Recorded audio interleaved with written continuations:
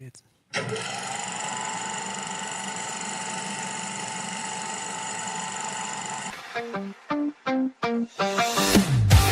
up collector, here to show off stuff and chat with you. Called up collector, movies and more is what we do. Called up collector, sit back and relax, here comes the show. Called up collector, 3, 2, 1, here we go.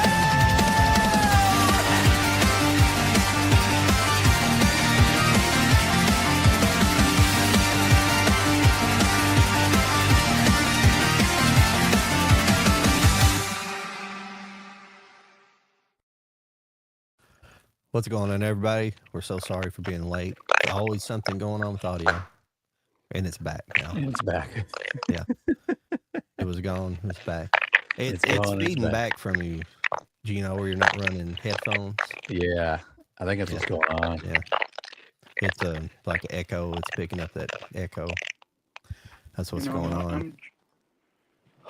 Just run it as long as you can. Okay. Oh, sorry, everybody. Thank you, everybody. We're Cult of Collectors. It's going to be me, Jody, and Lauren eventually, and we're joined today with Geno, but we'll wait and introduce him after he gets back. Yeah. Gets everything fixed. StreamYard's a pain in the butt sometimes. But any stream is going to be a pain in the butt if you're not kind of running semi, professional equipment, microphone, headphone setup generally. But the old cell phones are difficult to use.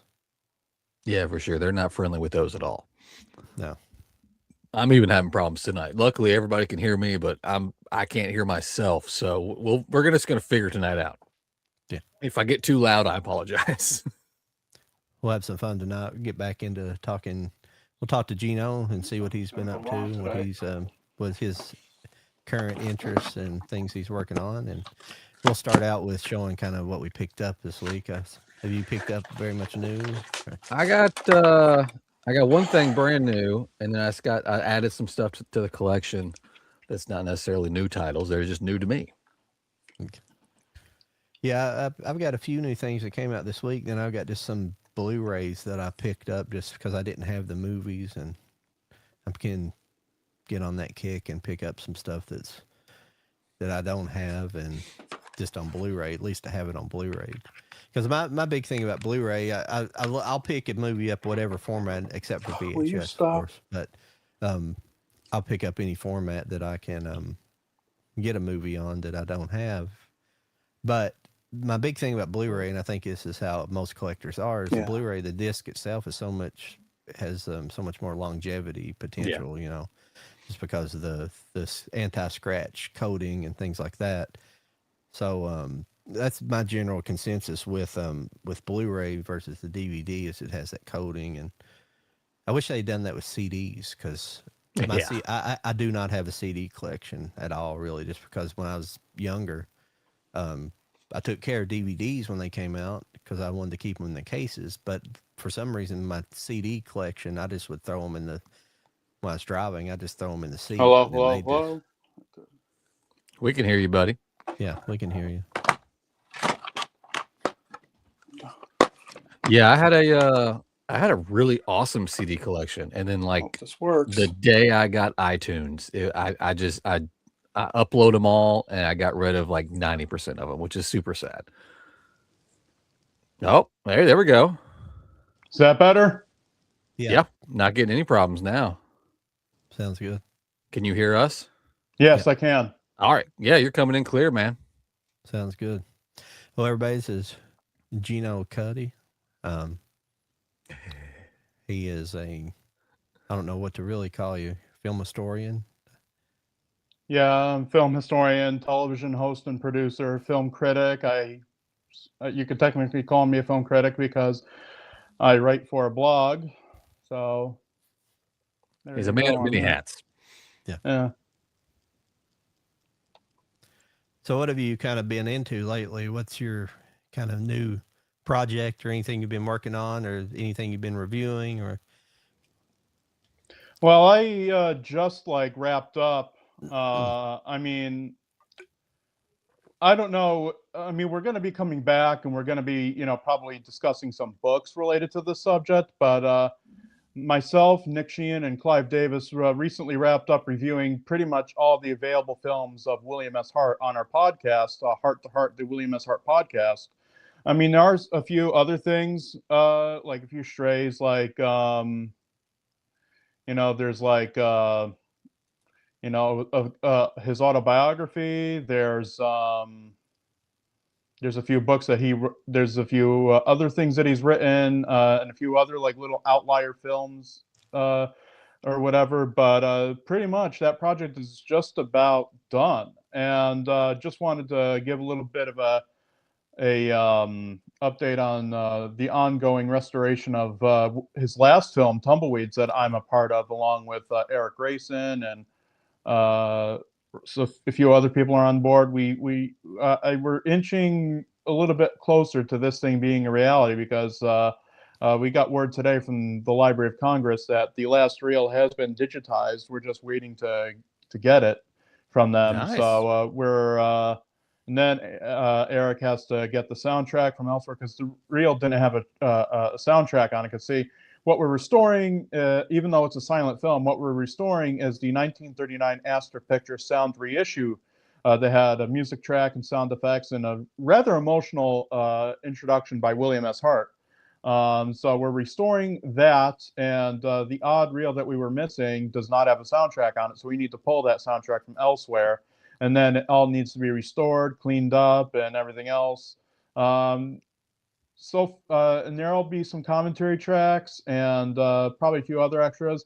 I'm pulling, to hopefully draw in more of a wider physical media audience. Maybe do a SteelBook run. Maybe do, like limited edition, like mini poster, lobby card, postcard type deals. Stuff like that, limited editions and whatever. I don't know if we have the budget for all that, because I think the restoration for the film itself is going to cost well over $5,000. So there's going to be a lot of money going out. So there will be a Kickstarter for this, by the way.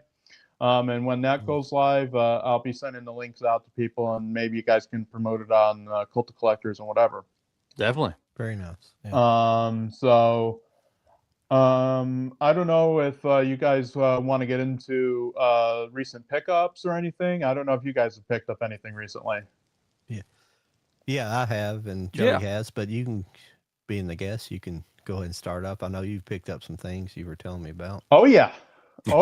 He's excited about it. I guess first I'll start off with probably what's going to probably excite people a lot the most is these two Blu-rays from Classic Flicks, the Fleischer Cartoons Volume 1, Fleischer Cartoons Greatest Hits Volume 1, and the Famous Studios Champion Collection. Now, what these are is basically a collection of fully restored, digitally restored animated films from both the Fleischer Studio and the succeeding Famous Studios. Because see, when the Fleischer Studios were eventually absorbed by Paramount, they were rechristened Famous Studios after, I think, if I'm remembering correctly, an in-house music label that Paramount ran, and I think also the Famous Players Lasky Corporation.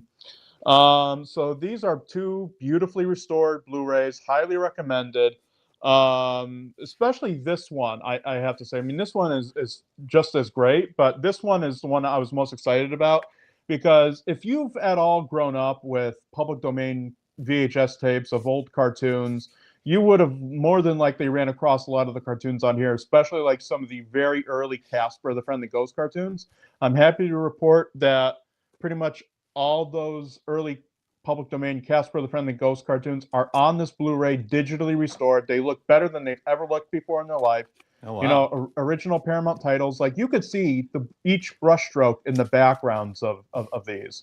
Like literally in the cell work, like, it is beautiful. Like the color, it's just, I was in tears basically watching, some of the cartoons on this set. Like, I watched A Haunting We Will Go, which is a Casper cartoon. I also watched There's Good Booze Tonight, which is also a Casper cartoon.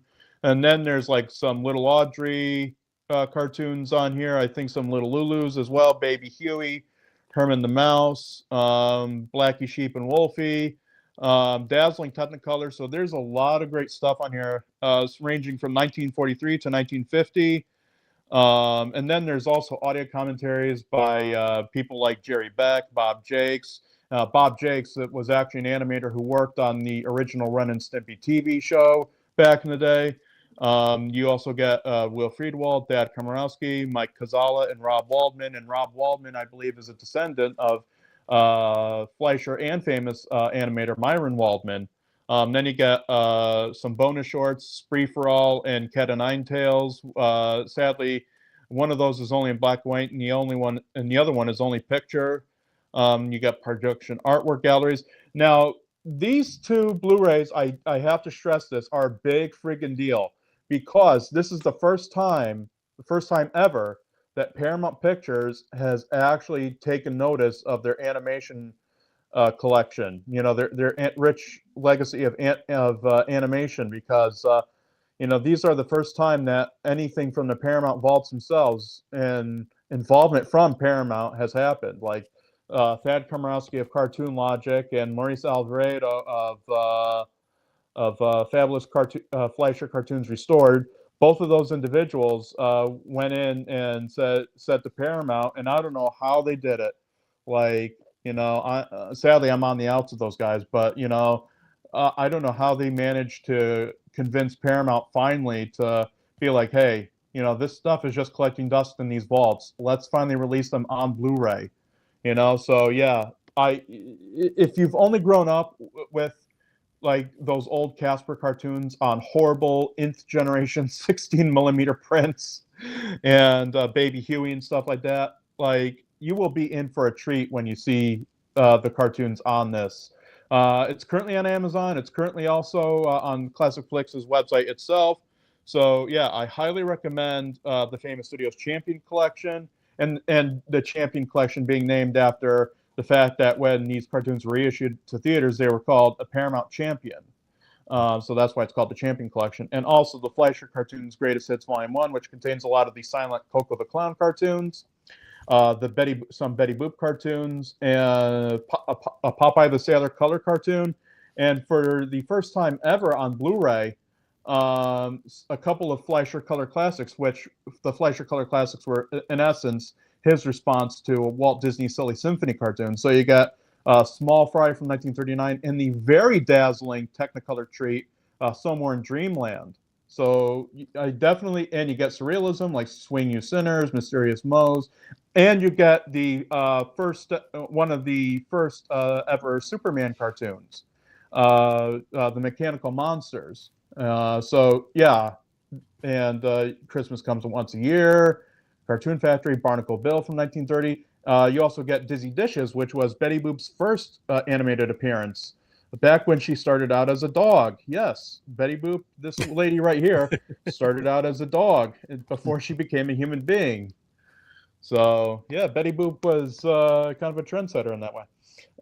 So yeah, so you got so definitely pick these up, because if you do wind up supporting these releases and picking them up, there will be additional volumes likely released. So you got to support, if you're going to support anything, support this stuff, because it's highly recommended. If you at all love Fleischer cartoons or vintage animation in general, these are very much worth picking up. So definitely pick these up.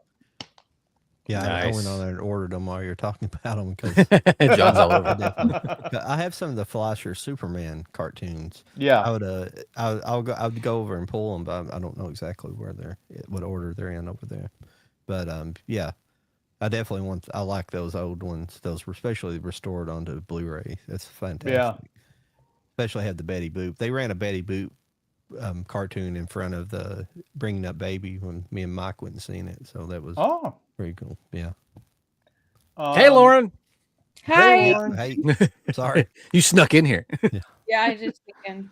Yeah, it was nice to hear all of that about Betty Boop and stuff. I didn't know that she was a dog originally. So I learned something today. Yeah, already. If you watch the early, like really pre-code Betty Boops, a lot of them are really surreal and off the wall. Like Bimbo's Initiation is like one of the weirdest cartoons you'll ever likely see, but it's brilliant. It's wonderful. Oh, it's great. That's really cool. And a couple other recent pickups. I mean, aside from my massive Sinister Cinema pickups that I've had recently from their $98 special sale, I picked this up on eBay, the Charles Starrett Durango Kid collection, 10 feature films. This has The Fighting Frontiersman, Blazing Across the Pecos, Laramie, Trail of the Rustlers, Streets of Ghost Town, Lightning Gun, Snake River Desperados, Bonanza Town, The Hawk of Wild River, and The Kid from Broken Gun. And basically, the Durango Kid was a masked vigilante character who basically, you know, was on the side of good. He thwarted like looters, land grabbers, claim jumpers, and his sidekick was actually Smiley Burnett, who was Gene Autry's sidekick back in the Republic days, and even into some of the later Columbia films. I still got cartoons on the brain, unfortunately. And just wrapping up the final two pickups that I have right here. I picked up a couple of Buck Jones titles, and this is going to be a part of a bigger box. Uh-oh. SpaghettiOs. Oh, no. Oh, is he freezing up? Oh, no. Geno! Always. Really cool stuff, though, if you can still hear me. Yeah. Oh. Am I still here? Yeah, you're just audio, yeah. Well, I'm not going to do here. Yeah, your audio's kind of in and out What too. am I going to do? Leave and come back in. This thing is burning up hot too. You know what? No. Overheating. This is going to be Well, one of those everybody, fun let's, technical shows. Well, Technical difficulties. just leave. Yeah, and come you back should have been in. here for the beginning, I'm man. gonna drop you, Geno, and then you can come back in here in a minute whenever you get everything settled. I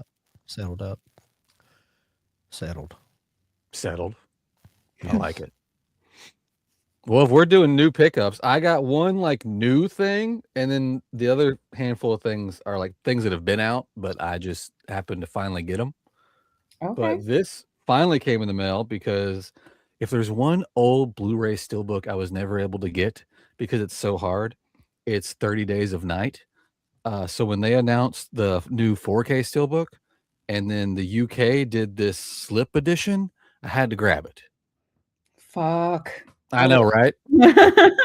I know. love that artwork. This, and it's the same that's on the Steel. This just came with like a booklet. You get a booklet with it. So I like that it's the same artwork on the Steelbook itself. Oh my God. And even cooler artwork on the back. Look at that. Oh my God. I love that so much. It's so good. I haven't even checked out the inside. Hang on. Oh, there's a poster. Ooh. Hang on, let me get the disc out. There's a poster in there. That's cool. Oh, nice. Well, I mean, it's kind of cool. You get two different images. So you get Okay. that one behind there, and if I can get the non-glare. So it's kind of cool. It's not like a full image, but it's two different images. So that's kind of cool. Oh, the back of the Steelbook is gorgeous. Oh, the back of the Steelbook is wild. That's awesome. Right? Let's see. Is this poster the cover of the Steelbook? Let's see. Or is this the original? Oh, no. Yeah, it's the cover. So you get a poster of the cover. Nice. Oh, awesome. It's beautiful artwork. It really is. Who released that? Yeah. It's under Ion Films. That's UK, you said? Well, you can get it. I'm pretty sure the US got the Steelbook, but to get it in this slip with the booklet and the poster, it was UK. Okay. I got mine through the Movie Room. I'm not sure if they still have any in stock, but that's where I got mine. Got it. And then a Steelbook that came out a while back, but I didn't get it, but I found one, so I grabbed it. But it was that new Mummy Steelbook. Oh yeah. Oh, cool. I thought that was minimalist, but really cool. I know, right? I really like I like that. You even get a little bit of artwork on the inside there. Ooh, Yep. Yep.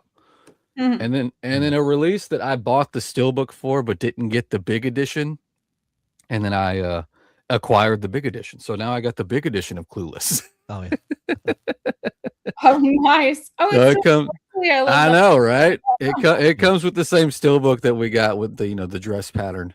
Yeah. But it's just a cool slip, and it comes with cards and shit. As So if. I thought That's I kind of thought that was cool, disappointing. right? About the steelbook part, at least, not the Yeah, I outer know. covers. The stuff it comes with, it's cool. Like I kind of wish. I mean, I don't know. They just make her look so silly on the steelbook. I don't. I love her character so much because she Yeah. does play like the title Clues, where she kind of is just like, oh, I'm just a little blonde ditz, but at the same time she turns around like and immediately and it's just like, no. Like, I All love right. how Oh, did it Geno plays just like the drop out? duality of that kind of character. Geno Yeah. came back and he dropped out. I don't know if he froze up again. Yeah, I'm sorry, Geno, if you're having trouble. I apologize to you. I also got I got some VHS pickups. You want to see some VHS pickups? Yeah, Sure. let's go. No. No. I'm joking. That'd be great. No. If there's a box that holds these, I need to find the box. But I haven't looked too hard into it, so there very well could be. But I got the entire like Superman set. Nice. Oh, very cool. And they're cool so this one's the only one that's just like the original poster, but the rest of them are cool framed out images. Oh, yes, yes. I know. Yeah. And I was like, why aren't these inside of their own little box? I feel like they should be. And they might have, but the guy that was selling them only had them individually.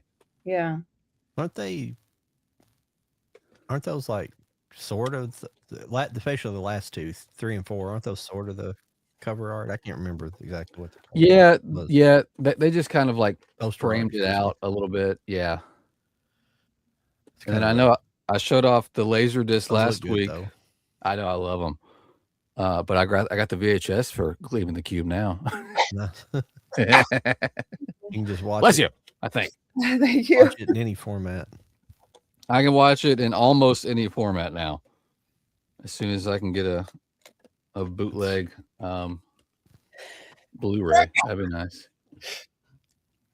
And then to kind of top it all off, because tonight, guys, can we talk about what a suck-ass 48 hours it's been? Oh yeah. Lauren's allergic to the whole situation. I'm sorry. Yeah, that's my complaint on it. But I said all I needed to say. But I went and I bought a 300 tape collection, VHS tape collection. And I haven't even gone through it yet. I just opened up the tops just to make sure I wasn't getting robbed. I'm gonna let you talk, Jody. I'm sorry. I'm gonna get a tissue. And am I freezing? Oh God, she's dying. He's trying to start a thrift store. It'd be cool, dude. It's gonna end up. I'm gonna end up having a VHS whatnot show is what's gonna happen. But what I thought was crazy, because I got it yesterday. As soon as I opened up the top, one of the top 2 VHS just sitting there was 9 to 5 and Still Magnolias. Wow. Is one of them That's sealed? crazy. That's it's not sealed, but it still has the original shrink on it. Oh, while we're in between there, I wanted to say hey to everybody. We got Ray, Chris, Big Nat. I guess it's Big Nat 007. How you go? Jennifer Kemp, if you're still around. Still raising 4Ks. What? No. Oh, sorry. I had to go in there and tell everybody. Actually, I can put that stuff, even though we don't have too much of a moving chat. But thank you guys for being here tonight. Sorry we don't have a giveaway this evening, but no, we should have some more coming. So sooner we'll definitely have something.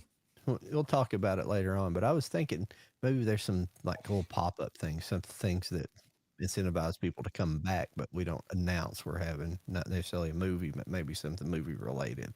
Oh yeah. Maybe you guys can look for it, but I have no idea what it's going to be. I just thought about it earlier when after we were started. I was like, man, it might be cool to have some kind of a surprise thing that you just have that maybe incentivizes people to come back and check out the show for a little bit to see what we might be giving away sometime. Hell yeah. Yeah, something like that. So everybody look out for something like that in the future. We'll figure it out. But what was I getting at too? What was I talking about? I got derailed off from my train of thought there. Oh yeah, I was just saying hey to everybody, and we appreciate you guys stopping by this evening.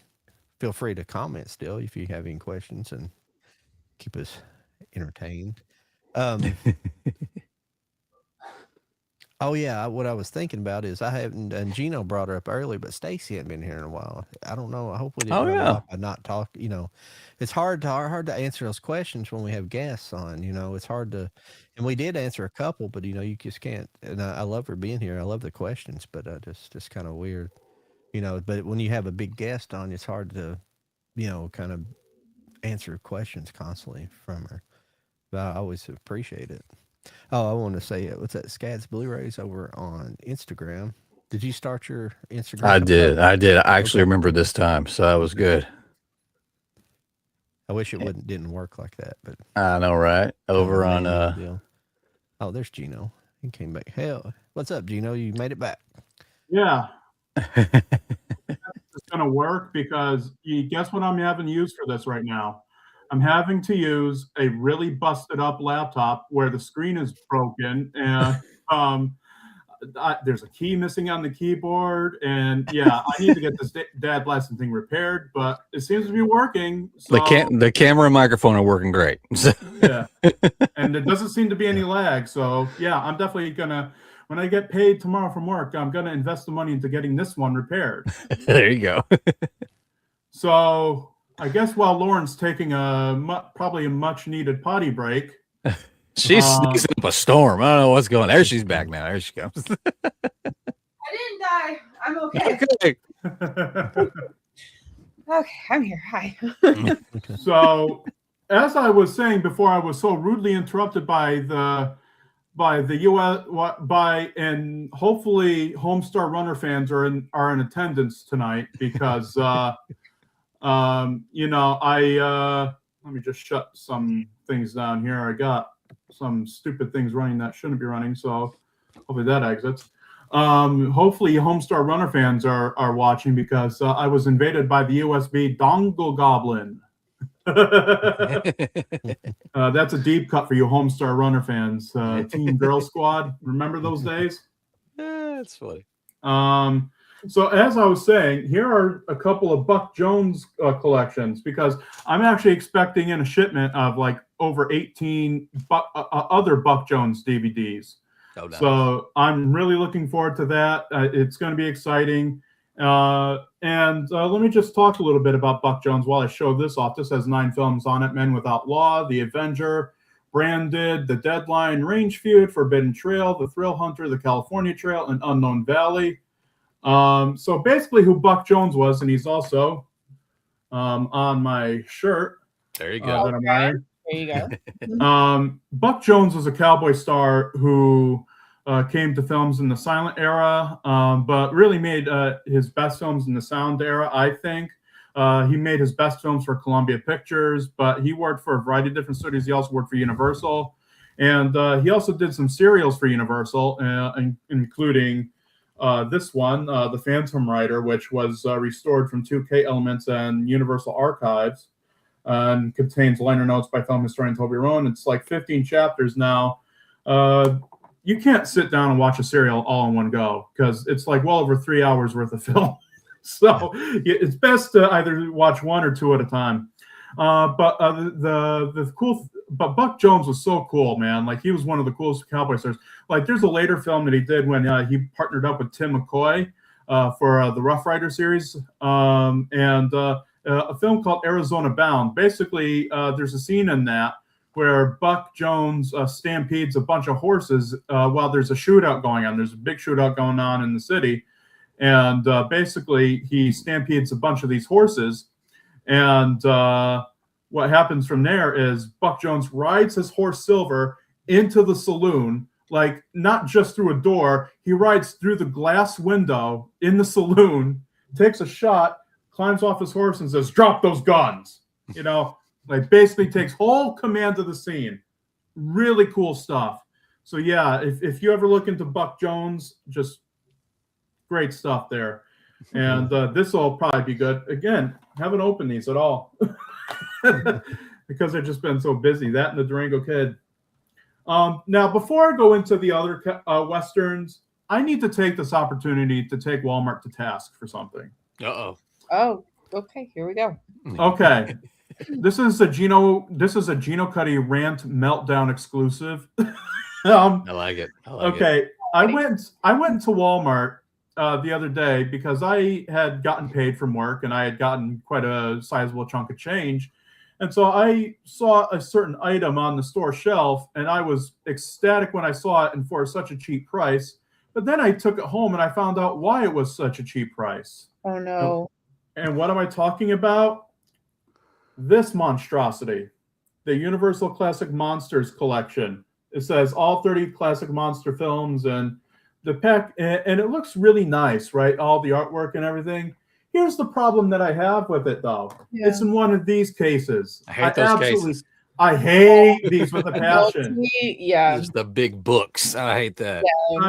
I mean, look at this. I mean, it's such a mess, and I have a disc that's falling out, you know, and they're all stacked on top of each other. It's such a mess. Like, dude, you do not package discs this way. No. And this is why I'm especially mad at Walmart, because the original set that I had of this is my second version of this set that I bought, or had to exchange, and I'll get into that because I took the original version of that set home, you know, another copy of this home, and I found out, and I opened it and I was like, oh, one of the mummy discs is scuffed up really bad. So I'm like, okay, I'm gonna have to go back to Walmart and get a refund. So I go into Walmart because I already had something else to refund anyway, another pair of these headphones, because of the fact that it was only coming out of the left ear because, you know, I wanted to be on the careful side and buy 2 pairs of headphones. So, something happened there. Am I still on? Yeah. We can hear you. Am I kind of still here? glitching out? Yeah. Bit. Okay, good. I guess Sam Walton. I guess the ghost of Sam Walton is listening in on this conversation.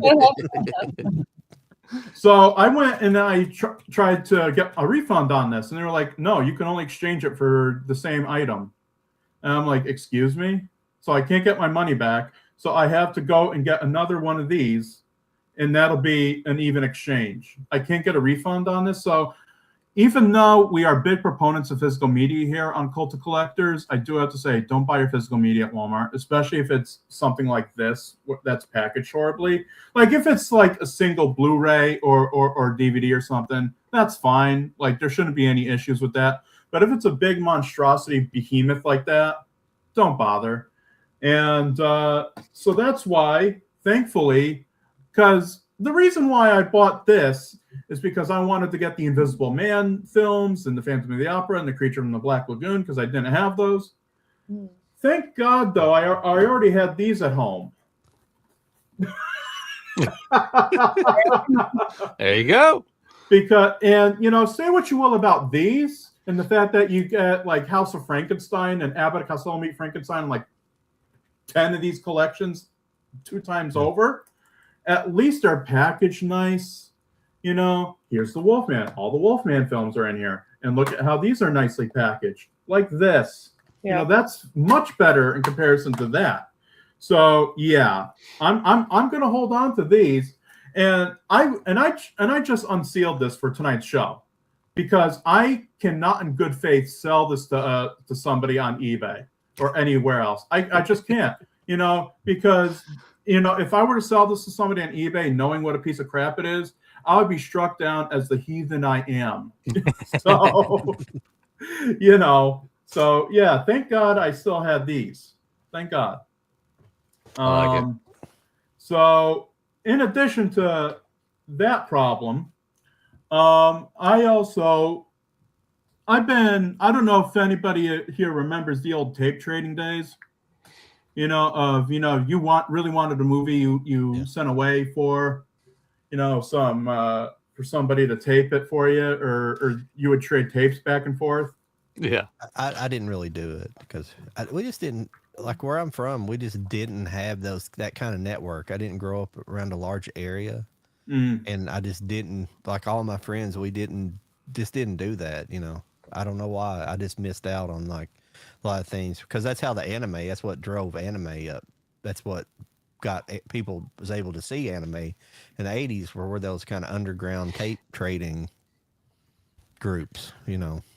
Well, I guess the successor to that would be DVD trading, and that's what I've done. There's a nice guy on Facebook named Bill Miller, and he has like a whole bunch of Westerns, like a whole bunch of the B Westerns and silent Westerns that I love. And so I traded him a bunch of Sunset Carson films and some episodes of Sunset Carson's TV show and a few silent Westerns. And the man is so generous. He's like Santa Claus. You know what I mean? Look at this stack of, these are all separate movies. Well, some of them have like a bunch of different movies on them. Look at this stack he sent me of DVDs. Oh, wow. Yeah, 50 discs right here. I'm not going to go through every single title because by the time I do, well, Jody, for one thing, your beard will be completely white. It's getting there. It's getting there. Yeah, and probably all my hair would have fallen out, and I would look like death warmed over. But yeah, just great bunch of stuff in there, like a bunch of Tim McCoy Columbia films, and some silent stuff in there, some Hoop Gibson early Universal stuff from early 30, stuff that you're just not going to find anywhere. Like, stuff that, like here, Western Code, for example, 1932, Tim McCoy. This is, something, taped off of Encore Westerns, because it was just taped off of TV. Like you get like 30 minutes in and you see the Encore Westerns logo in the bottom left-hand corner of the screen. And you're like, oh, okay. But hey, it looked good. And the cool thing about this movie is there's a shootout on the top of a moving train at the beginning of this film, so it's pretty cool. Really action-packed, really good stuff in the Western Code. I can't wait to dig into some of these other ones. But what I have recently come into possession of, aside from the stuff that I already showed off, and I wanted to finish up my Buck Jones story. See, I'm rattled tonight because of all the tech issues. The sad thing about Buck Jones is that he perished in a rather horrendous way. In November of, I believe, 1946, I'd have to look through the dates again, but there was a really, really bad fire in Massachusetts, in Boston, Massachusetts. If you look it up, it's the Coconut Grove nightclub fire. Which took the lives of over 492 people. And Buck Jones was one of the guys that died in that fire.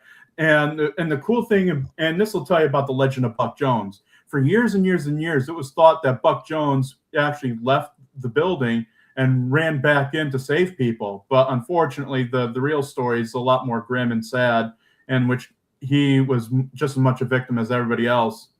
But yeah, Buck Jones, one of the best cowboy stars of all time, sadly perished in a rather deadly Coconut Grove nightclub fire. But great stuff that he did. But the main crux of my collection that I wanted to show off tonight was there's this company in the Medford, Oregon area named Sinister Cinema, and it's run by a gentleman by the name of Greg Luce.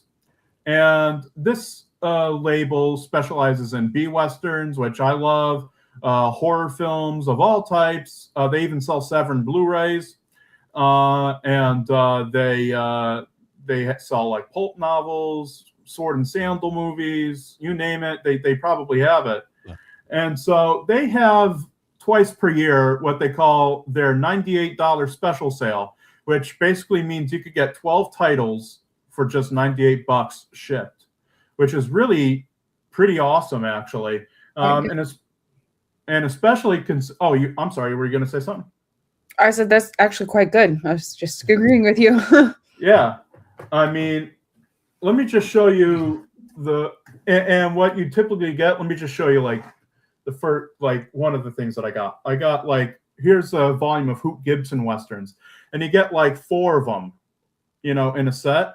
So can you imagine, 4 movies, 12 of these with 4 movies on them each, for only $98? You do the math, I'm not Homer Hickam. I'm not Mr. October Sky. I can't do math, but I think that's pretty good.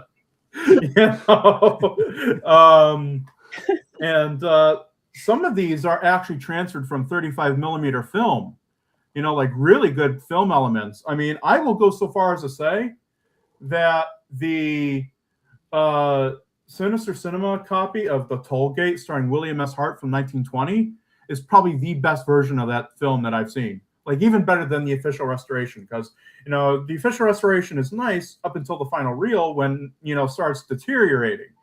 The Sinister Cinema version is actually really good, and also he has the best version of Ken Maynard's $50,000 reward that I've ever seen, and I love that film to death. Just action packed, just awesomeness. So yeah, so let me just quickly show off this one box. I'm not going to go through everything because it's already like 8:51 at night, and I'm sure that I'm probably boring people to tears. But this is what I got for my first $98 special sale. Oh, wow. This goodness! There you go. Oh, That's awesome. And so I got Hoot Gibson's Volume 1 through 4, Ken Maynard's Volumes 1 through 7, John Wayne Volume 1. Now the John Wayne films in this collection, it's interesting because these aren't the Searchers or the Comancheros or anything that he did later. What these are his monogram pictures, B westerns that he did in the early 30s. So you get stuff like Riders of Destiny, Sagebrush Trail, Man from Utah, and Paradise Canyon, all from 35 millimeter. No. And another thing that I got was the first volume. Stagecoach days. Yeah. Right. No. But post what was the movie that really made him big? I think it was called The Big Trail. I think was the film that made him big.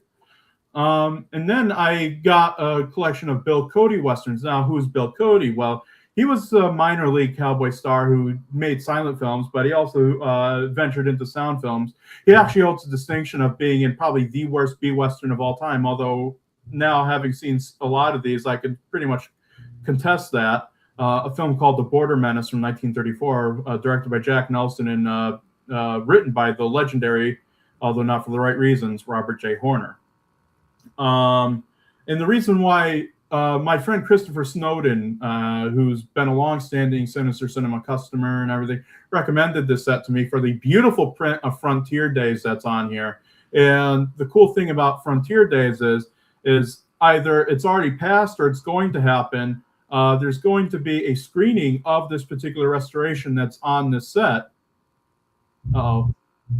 There's going to be a screening of the particular restoration that's on this set at Lone Pine, California, where it was actually filmed originally. So that's going to be cool coming up.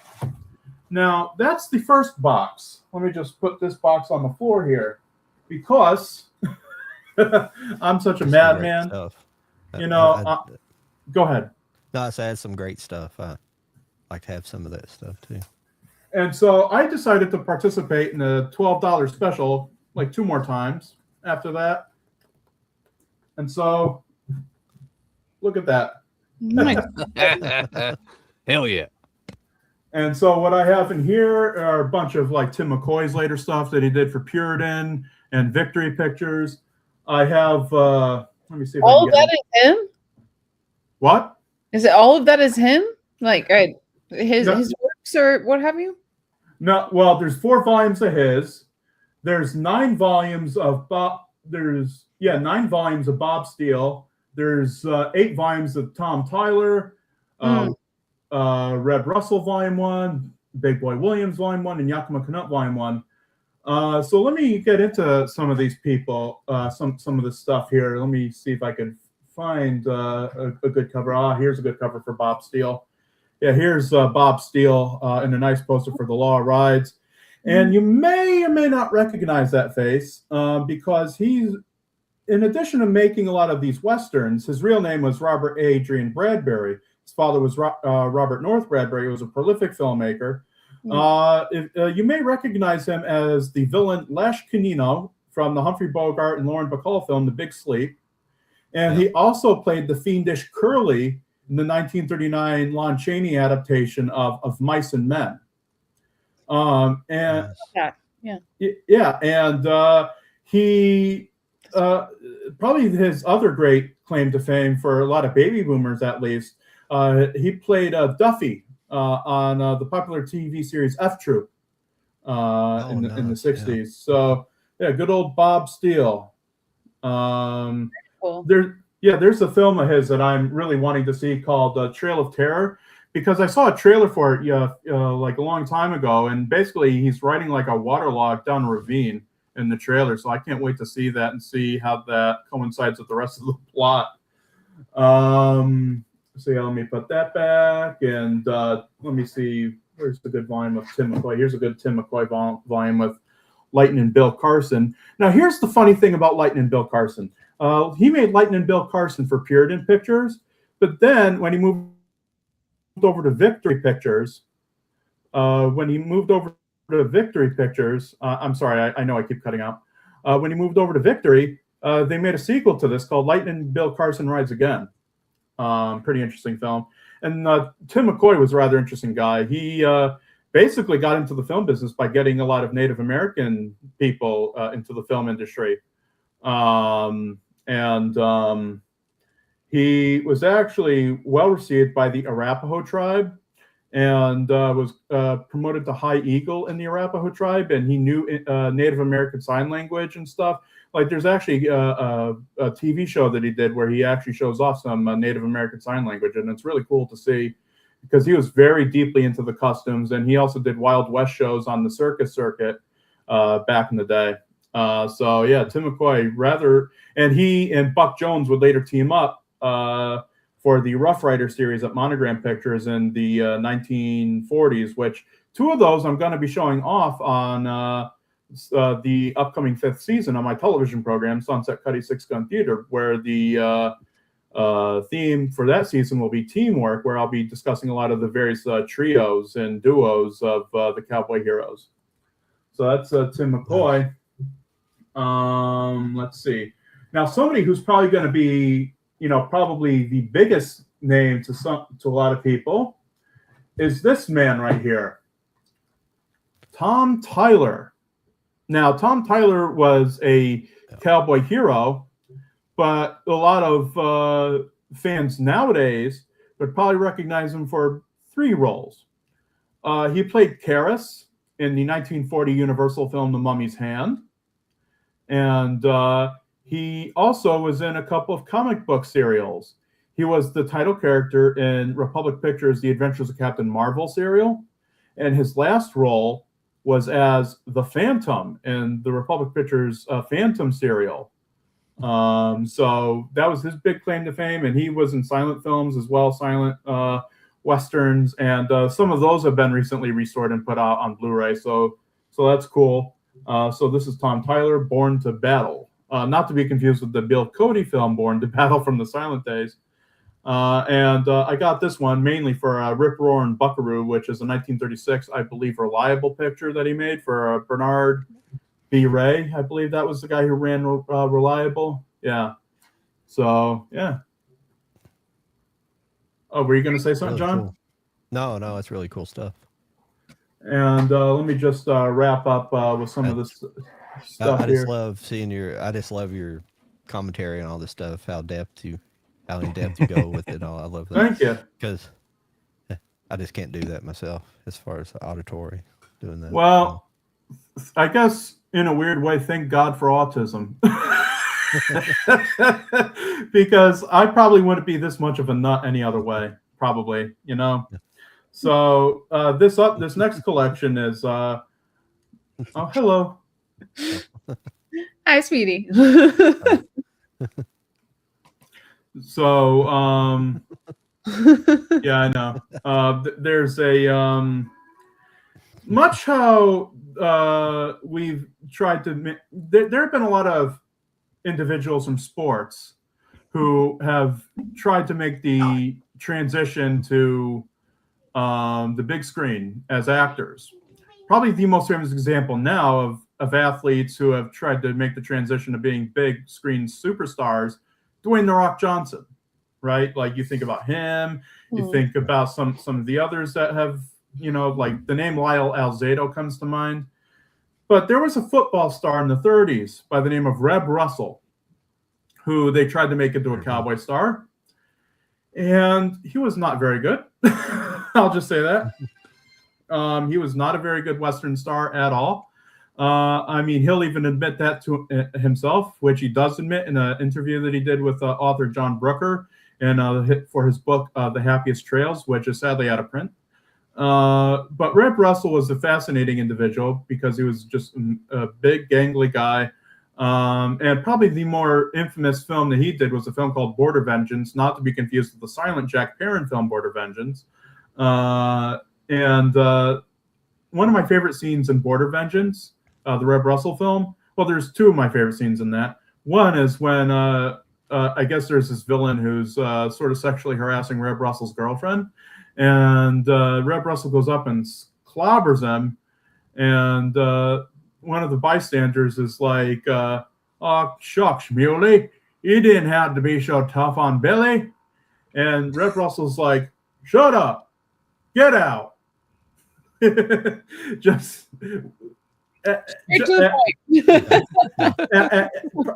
he's as wooden as the table I'm sitting at right now. He's as wooden as the lumber that I interact with at work. But fascinating stuff. So a film on here that I'm really looking forward to watching because I love the title, and it was labeled as probably the best film that he ever did for Willis Kent Productions, and that's a film called The Man from Hell. Oh, I'm sorry, I shouldn't have said that. There's a little girl in the room. There's a child. Yeah. He has headphones in. She couldn't hear you. He has headphones in, so that's all right. I meant hack. She couldn't hear you. He has headphones in like you do. So.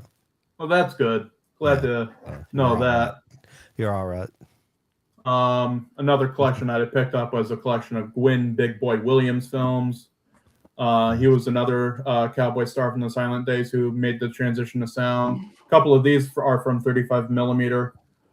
But a collection that I can't wait to get into is this collection right here of Yakima Canutt Westerns. Now, who is Yakima Canutt? You may be wondering. Well, Yakima Canutt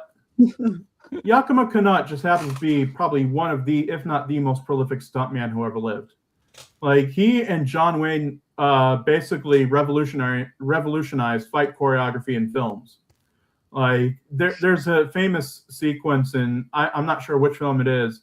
The name of it is escaping me now. But there's a famous sequence where there's a bunch of like horses, like just galloping down like a dusty trail, and Yakima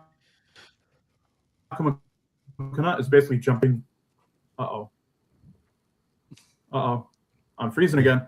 Okay, Yakima Canutt is basically jumping from horse to horse to horse to horse. And it's awesome to watch. So he actually made some silent films, and some of those I have on here, including one that was produced by Hal Roach, who did the Laurel and Hardy comedies. So I have one here called The Devil Horse from 1925, and a couple that he made for a studio called Goodwill. I have The Iron Rider from 1926 and The Outlaw Breaker from 1926. And I have his only sound film as a lead star, which was a film called Canyon Hawks he made from 1934, the infamous John R. Fruehler and his Big Four Film Corporation. Rather interesting article I read about John Fruehler, by the way, online. I'll have to send John the link to it. It's rather fascinating, but pretty cool stuff. So I'm not going to bore you by going through every single title in this in this massive box. That's some great stuff there. That era is. I know a little bit here and there, but I'm not that fully. I've never been that fully invested in it. Not because I don't like it. It's just there's so much. Yes. How many B westerns did John Wayne make? He made like 200 or 300 before he even got famous, didn't he? Or is that his total movie? I can't remember, but he made like a couple hundred B's before he even got famous, before he even made something like that, crazy like that. It's like, you know what I compare the B westerns to? Yeah. And this is probably not the most appropriate comparison, but I compare them to, like, how many of you are familiar with the films of Godfrey Ho? I'm not really with him. Okay, now that's an interesting guy. Godfrey Ho was basically this martial arts filmmaker who, in the 70s and 80s, and I think even some into the 90s, he would basically take other movies and chop them to ribbons, and would just film new sequences of ninjas, fighting it out. Like there's a giant snake movie called The Magic Snake from, I think, the Philippines or something, and he later cut it into a film with ninjas called Thunder of Gigantic Serpent. And so he would overdub them and try to make them into like see, Pierre Kirby is in the same movie as this Filipino dude. You know what I mean? It's really fascinating when you watch it. Like some of the movies from that era, there's a rather infamous film that like Richard Harrison made where I think he's trying to go after a guy by the name of the Golden Ninja Warrior, and tough, brawny Richard Harrison is talking to the main villain on a fucking Garfield phone. It's like the most insane thing. Like somebody actually took that scene and like remixed it and put the Thomas the Tank Engine theme song behind it, and it works. It's hilarious.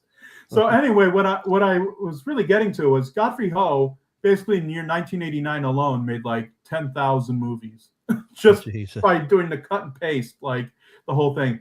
And so that's why I compared to the B Westerns, because there's like so many of them. Like there's probably well over a quarter of, if not over 1 million B Westerns that have ever been made.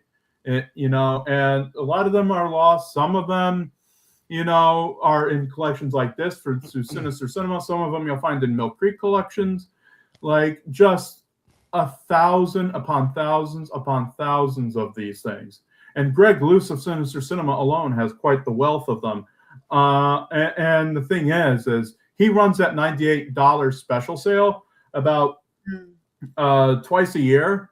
And that's a good chance to swoop in and get a lot of his stuff because he's getting up there now. I mean, he started out, I think, in the 80s in the VHS era, distributing movies on VHS and stuff. And then he's like 73 or something odd now. I'm not exactly sure on his age, but he's up there. And, there have been talks of him retiring, and I hope to God he doesn't retire for quite a long time because I want to keep getting more and more of this stuff and really and load up a shelf full of it because it's just like awesome stuff. And again, he doesn't just, do like B Westerns. He does like, you could get like Bela Lugosi movies from him. You can get like Sword and Sandal movies from him. He sells Severin Blu-rays, as I stated before. He sells some martial arts films, some Sword and Sandal flicks, like some exploitation stuff, like basically anything and everything. He probably has it. So just awesome guy. SinisterCinema.com. Just visit his site. Let me actually just show you the back of. So here's the contact information for Sinister Cinema. Sorry if it's backwards on my end, but. No, there's the contact information for Sinister Cinema. Just great stuff. And happy to say that in this most recent shipment, Greg sent me a coupon, so I'll likely be going back for more. Yeah.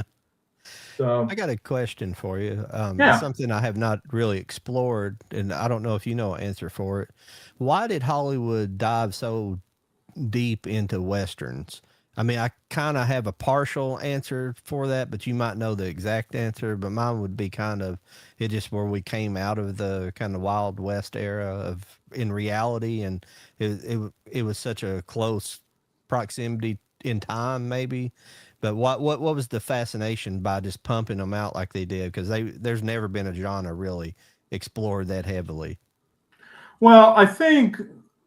My friend, the late great Ralph Celentano, put it best because I was talking to him about the B Westerns, and I was like, man, this was like the most, at least the B Westerns, the most disposable genre out there, like, thousands upon thousands upon thousands of these things. And he was like, oh God, all you have to do is go outside and film it.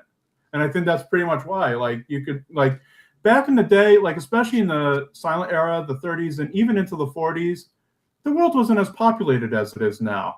Like you could basically film a dozen outdoor pictures and build like a little rinky-dink Western town and basically have your own like Western epic right there. Like I think that's why there was such an you would even probably go so far as to say an oversaturation of them because they were just so easy to make. You know, like anybody could go out there and make a Western. It's a lot harder to, do a horror film with special effects and proper makeup and things like that. Like that's a little bit more challenging, as our female counterpart would probably attest to. Well, Tom Savini's just don't grow on trees. You know what I mean? I mean, that's just the truth. Well, since you called me out, I completely understand what you're talking about. Like, we're talking about like Western movies versus horror stuff, like the practical effects and stuff, like that takes time, effort, all that kind of stuff. Where what you were saying is you essentially just gotta go find like a tumbleweed in the middle of nothing and just have two horses. So I can appreciate that. Yeah, I mean, very minimalist, and that's why I like them. I mean, especially a lot of the B Westerns from like the lower grade Poverty Row studios. And there were just so many studios. And the reason why it's called Poverty Row is because there was like just one massive strip on Gower Street in California in Los Angeles, comprised of a lot of independent studios that just specialized in lower budgeted movies. Like one of my favorite movies from a Poverty Row studio, one of my favorite B Westerns, is a film called Wild Horse Phantom from 1944. It stars Buster Crabbe, who is probably more famous for playing Tarzan and Flash Gordon and Buck Rogers and a lot of serials.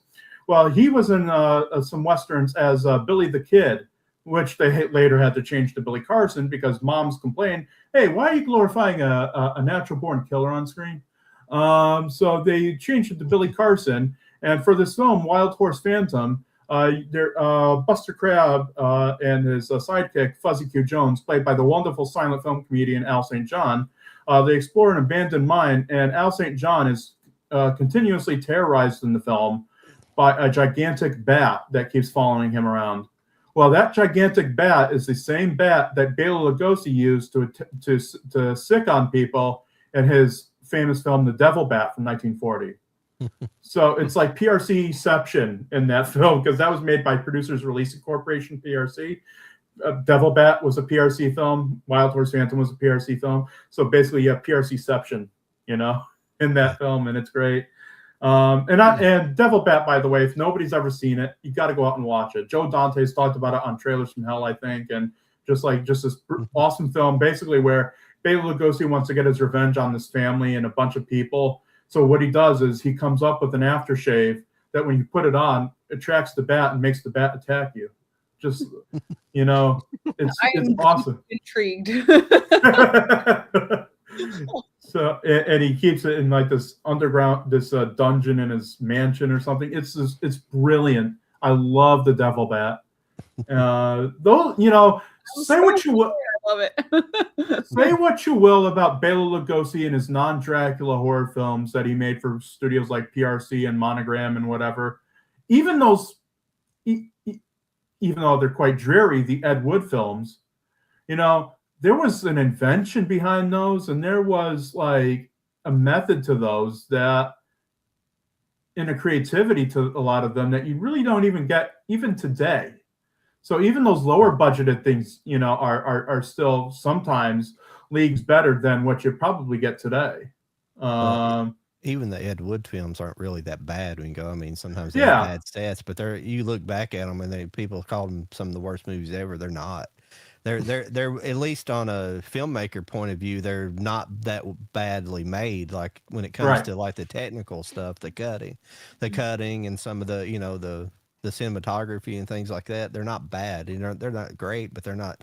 I've seen far worse made recently. Birdemic is far worse than. Yeah. Where basically it's a bunch of PNGs chasing after people. Yeah. Pretty much. But yeah, I mean, I love this stuff. I mean, again, I could probably go through this whole box, but I'd probably bore people to death talking about all this stuff. But there are a couple of books, and I probably should have grabbed them when I grabbed this rather dilapidated laptop. There's a couple of books, like there's one called The Happiest Trails by John Brooker, which collects a bunch of interviews that the author did with various cowboy stars in the 1970s and 60s and such, and remembrances. Like he interviews like guys like Tim Holt And Red Russell's actually interviewed in that, Ken Maynard, a bunch of people. And it's a wonderful book. Another book that is highly recommended, and sadly, both of these books are sadly out of print now. There's a book called Don Miller's Hollywood Corral, which basically talks all about these B-Westerns and basically gives like some recommendations of some films that you should probably see. And that's how I wound up scouring. Like, I'm actually going to be doing a show coming up here soon with my friends Nick and Clive from the William S. Hart podcast that we do. And there's a couple of films because Nick and Clive, they wanted to know, what Western showed Native Americans in a sympathetic light. So, pardon me, while I was reading through Hollywood Corral, I saw a film called The End of the Trail, which is a Tim McCoy film where basically Tim McCoy is running guns to the Arapaho tribe. And it's a rather sympathetic portrayal of the Native Americans in that film. And then there's, of course, the 1932 Buck Jones film, White Eagle. And then there's a later serial that Buck Jones did, which is a remake of that feature film called White Eagle as well. So we're going to be reviewing those, which are going to be pretty fascinating. But yeah, I mean, honestly, a lot of people, there's a misconception with Westerns. I mean, I guess a lot of A-Westerns contain a lot of this, I mean, I'm not an expert on A-Westerns. Like, don't ask me about The Searchers. Don't ask me about Good, the Bad, the Ugly. But ask me about Hoot Gibson and The Hard Hombre from 1931. I can tell you everything about it. I'm that one nut job. You know what I mean? I've lost my thread. Where was I? Oh my God. I hope this is the early onslaught of some mental disease. Anyway, so yeah, these things are just fascinating. The more you get into them, and a lot of the B-Westerns, this is where I was going with it. A lot of the B-Westerns, the villains in those aren't really Native Americans a lot of the time. A lot of the time, they're either corrupt sheriffs, cattle rustlers. I can't tell you how many B-Westerns I've seen where the theme is cattle rustling, or stampedes or whatever. Like, basically B-Westerns, there's like basically 3 plots that you get in B-Westerns and very little variation, but I just love these things. I devour them like Godzilla devours Tokyo. Like, they're just brilliant. Except there's like one outlier, which is weird. There's a Ken Maynard film that he made for Universal from 1934. It's a rather infamous film. I reviewed it on my blog. By the way, I do have a blog that I review these things on. It's called Blazing Justice. So you could find it blazingjustice.blogspot.com, and you'll find a bunch of my reviews that I've written there. I'm still writing reviews to this day. So I recently, like a few weeks back, reviewed a film called Smoking Guns from 1934. And it's a Western, okay? Ostensibly, it's supposed to be a Western. But for like a good sizable chunk of the film, Ken Maynard has a blonde wig, a beard, and he's out there in the freaking jungle battling alligators. Like, what? And no wonder why old man... yeah. And no wonder why old man Carl Lemley, told Ken, look, Ken, that last one you made for us was a stinker. And Ken was like, yeah, well, then the last 8 I must have made for you were stinkers because they were the same quality. But actually, if you look at Ken Maynard's Universal output, those are probably among some of the best B-Westerns ever made. I would have to go so far as to say that. Like, his film Wheels of Destiny, like, you could tell a considerable budget was put into that for a B-Western. Like, there's stagecoaches, there's thousands of extras. Like, it's really a nice piece of work. Probably the closest Ken ever got to making like a tumbleweed style film. But yeah. Oh, go ahead, John. I got a comment here for you. One of my favorite, Jennifer Kemp said, one of my favorite Darkiel Lugosi films is One Body Too Many, starring Jack Haley. It's more of a comedy than a horror film, but it's enjoyable. Yeah, he made a lot of, comedy horror films. Like, he made a film with the Ritz brothers called The Gorilla, which is probably the most prevalent Ritz brothers film out there now that they made for, I believe that was for Fox.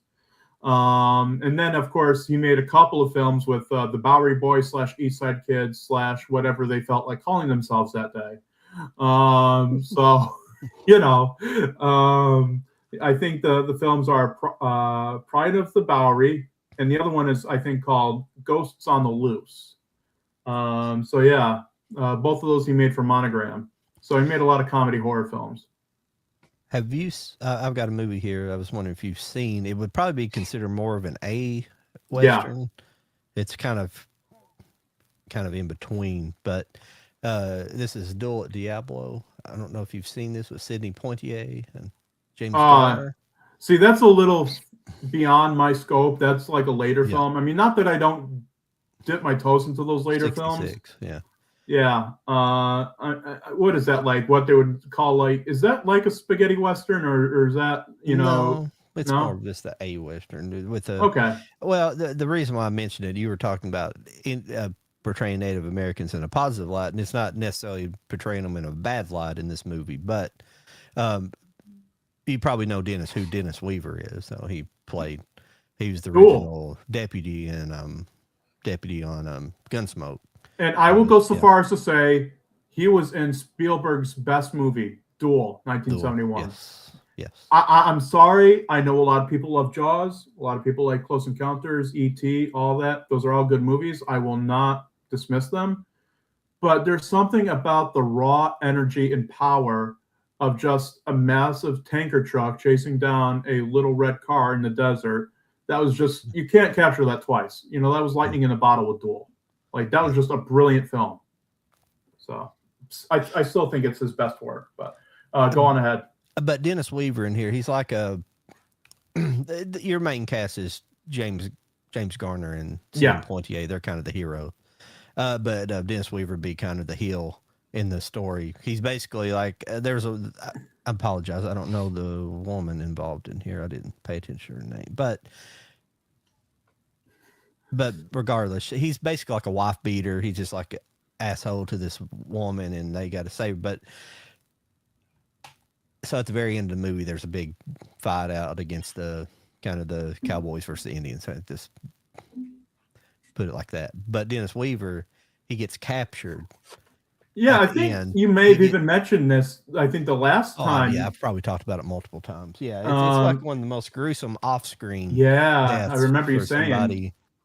Because essentially the Indians tie him to it's basically like an overturned wagon, and the wheels hanging, it's set in about like a 45-degree angle, at an angle, and they tie him to it, and they point him head down to the ground, and they light a fire under his head and burn him from head up. Yeah. And they find him at the end. You just basically get a base. You don't really see him too much, but it happens like basically off screen. Yeah. That's one of the most gruesome off screen deaths I've ever seen in this. Oh, I forgot I had these over here. Well, what's up, Stacy? How you doing? We were talking about you earlier. You must have heard us. Wonder where you've been at. We were hoping that we didn't run you off. I don't mean to interrupt. Everybody keep doing what you're doing, but I have at least 3 that I wanted to talk on that I think would be good for including in the conversation. So not trying to shoehorn, Absolutely. But no, please go ahead. Yeah. Okay. Go on ahead. You're good. But we can like layer it out. It's just 3. But yeah, we could do a Shrek type deal. Yeah, ogres are like onions. Yeah. Sounds good. Okay. So one of my favorite movies that I obviously was out. I just didn't watch it in theaters, but then I finally found it, and I've been obsessed with it for the last couple of years. Is Django Unchained. Mm-hmm. Oh, I thought you were going to say Five Goes West. Oh no, I love it. but no, I loved because quick backstory, my dad loves westerns, so he's of your vibe where he likes the older like black and white and like the OG kind of westerns and stuff, and I never really grabbed onto it when I was younger, but then as I got older I found like some of these more modern like western kind of stories very intriguing, and I just really loved Django Unchained. I loved the dark humor, like the exploration of the characters and just everything. I could go on forever about it. I'll shut up already, but but yeah, it's one of my absolute favorites. So what was that? That was 2012. So that was a Tarantino joint, right? Yeah. Yeah, and the next one is another Tarantino. It's a Hateful Eight. Yeah. I loved all of the cast and the performances and just like the intertwining of everything and the mystery of it all. Like I just thought that was really good. I don't know. I think for me, the like just two cowboys on the other side going pew pew like on its own. I need a backstory. Like, what are you fighting for? So when I get that, I think that's really great, and I'm sure that you could probably recommend me a couple. So, yes, as a matter of fact, there is one that I'd like to recommend, but go on ahead. Oh, okay. The last one was not. Would you call this a Western? It says so on IMDb. Bone Tomahawk. Oh yeah. You guys seen that one? That one's that's a movie. That is a movie. And I've watched it once and it is burned within my brain. Yeah, it'll do that. It'll do that for sure. It will, but it is really good and I like the characters and the way that it was done. But that scene that we all are thinking about, my goodness. Please tell me, okay, I hope some Blu-ray company out there is watching this because I hope that they take like Jody's blurb review of that movie and put it on the Blu-ray. Yeah, put it on the back. It's a movie. It's a movie. That I you gotta have my facial expression though. Like it's a movie. That's I love that reaction though, because I do that all the time. We're like all horror movies are just like I loved it because it was effective. I always say that because it was effective. Like, did you like it? I'm like, it was a film. Yes. And it was very effective. It did its job. And I am traumatized forever. And I would like us to stop talking about it. Okay. Don't know why we're still talking about it. Exactly. But those are mine for like the Western vibe. You clearly have so many more, but those are my top favorites. You know that Django was spaghetti westerns first, don't you? Yeah, Franco Nero. Yeah. There he is. Yeah. There he is. Okay. Yeah, he's the guy that shows up in the scene in the bar scene where you're introduced to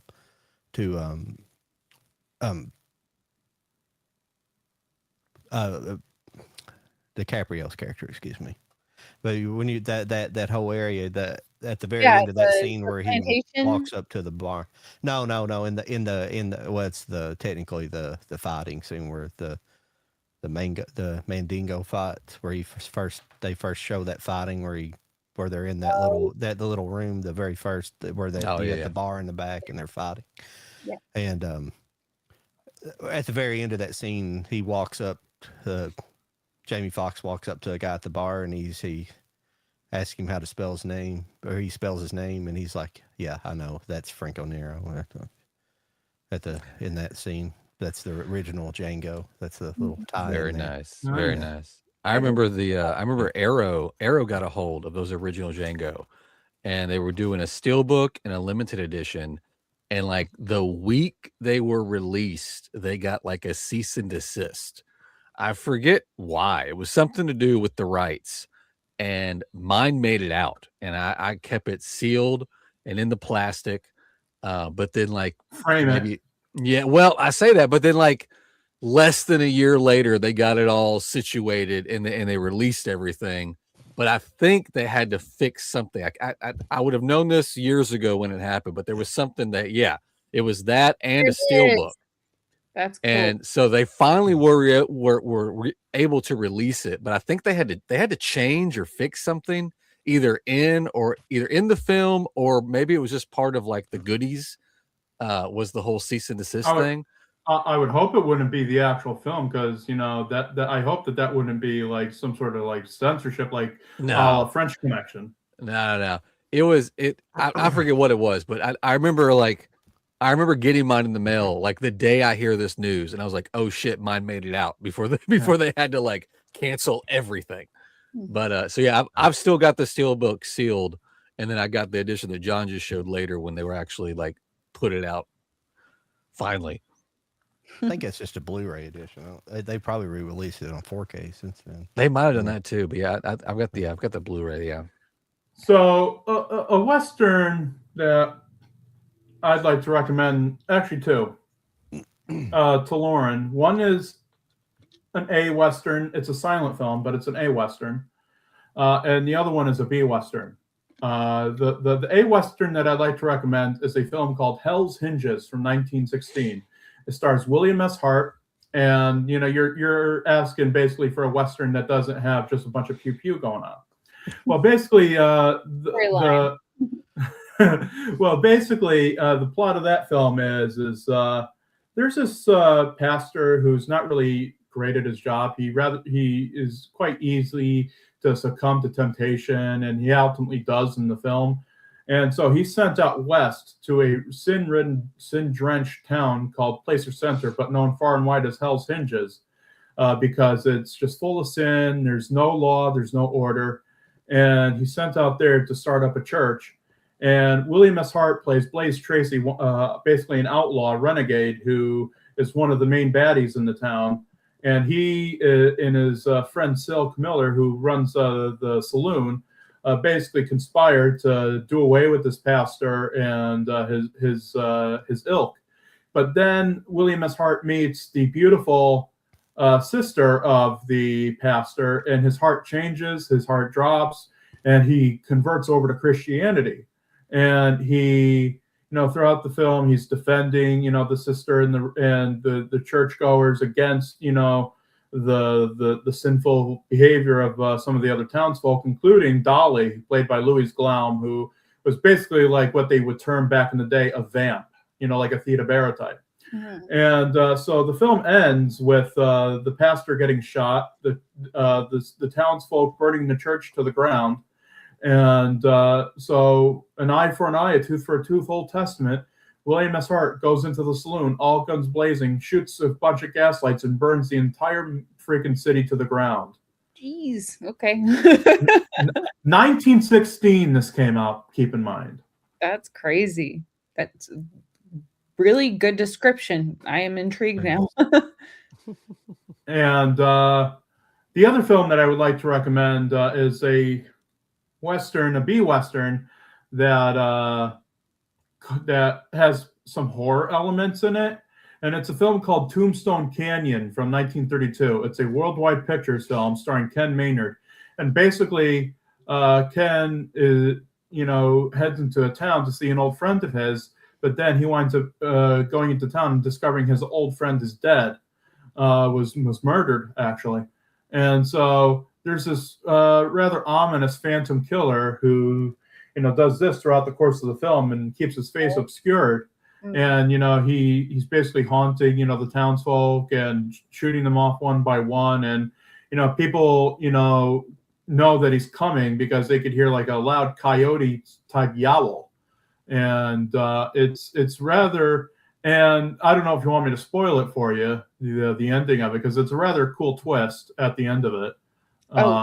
You can say there's a cool twist. Let's leave it there. Yeah, there's a pretty cool twist. The twist that I'll say, just think of Star Wars, and that's the twist. Okay. Oh shit. All right.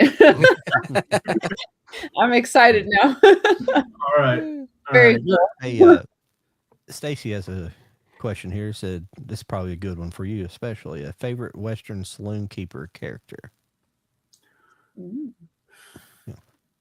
Like, are you talking about someone that would basically run the saloon and whatever?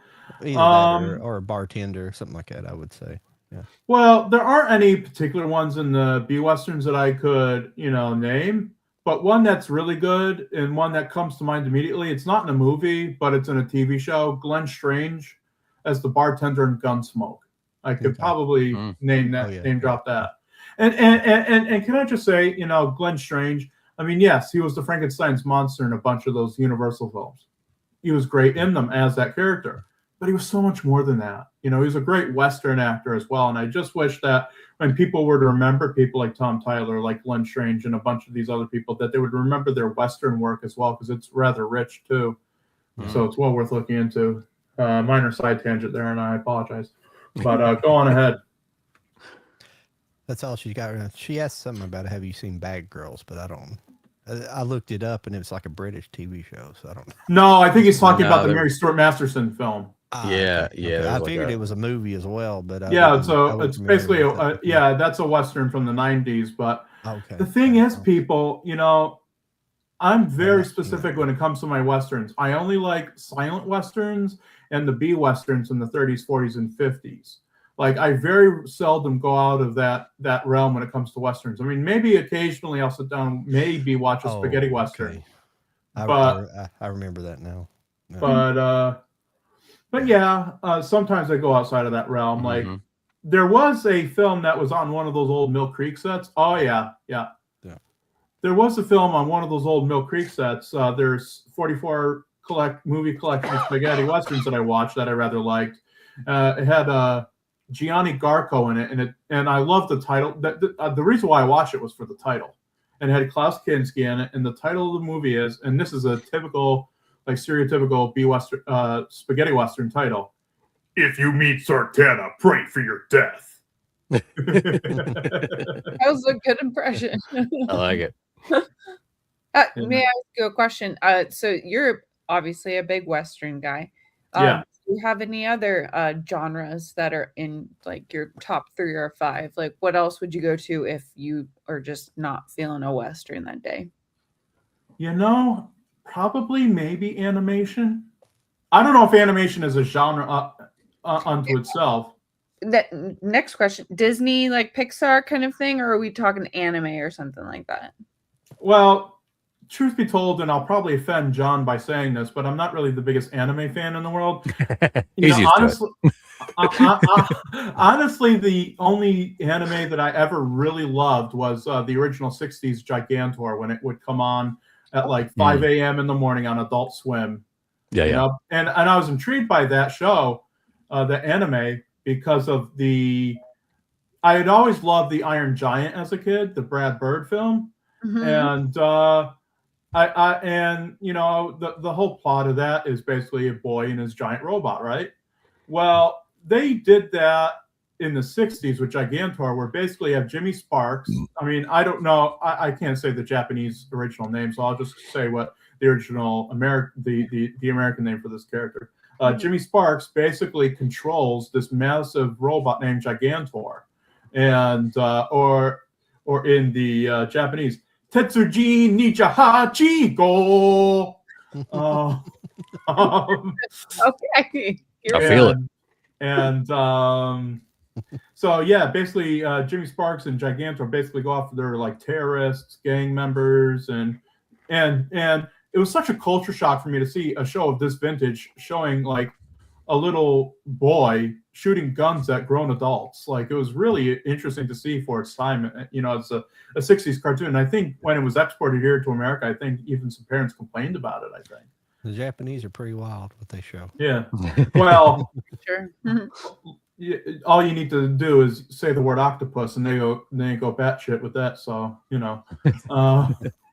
But so basically you were asking about, you know, Disney and stuff. Yeah, I like some Disney. I mean, honestly, and I'm gonna draw some flack for this, the only Pixar films I ever liked were the first 2 Toy Story films. I mean, you know, the other ones that came after were okay, but, you know, those first the first 2 Toy Story films were probably the best, in my opinion.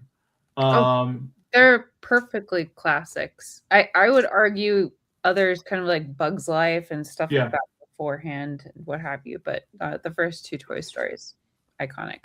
So. And little known fact, the character Stinky Pete in Toy Story 2 was actually based on a real guy. It was based on George Gabby Hayes. And then you can intertwine it with your Western content. Yeah. It was basically, yeah. Stinky Pete was based off of George Gabby Hayes, who was Roy Rogers' sidekick in the 40s. So there you go. They did the research. Yeah.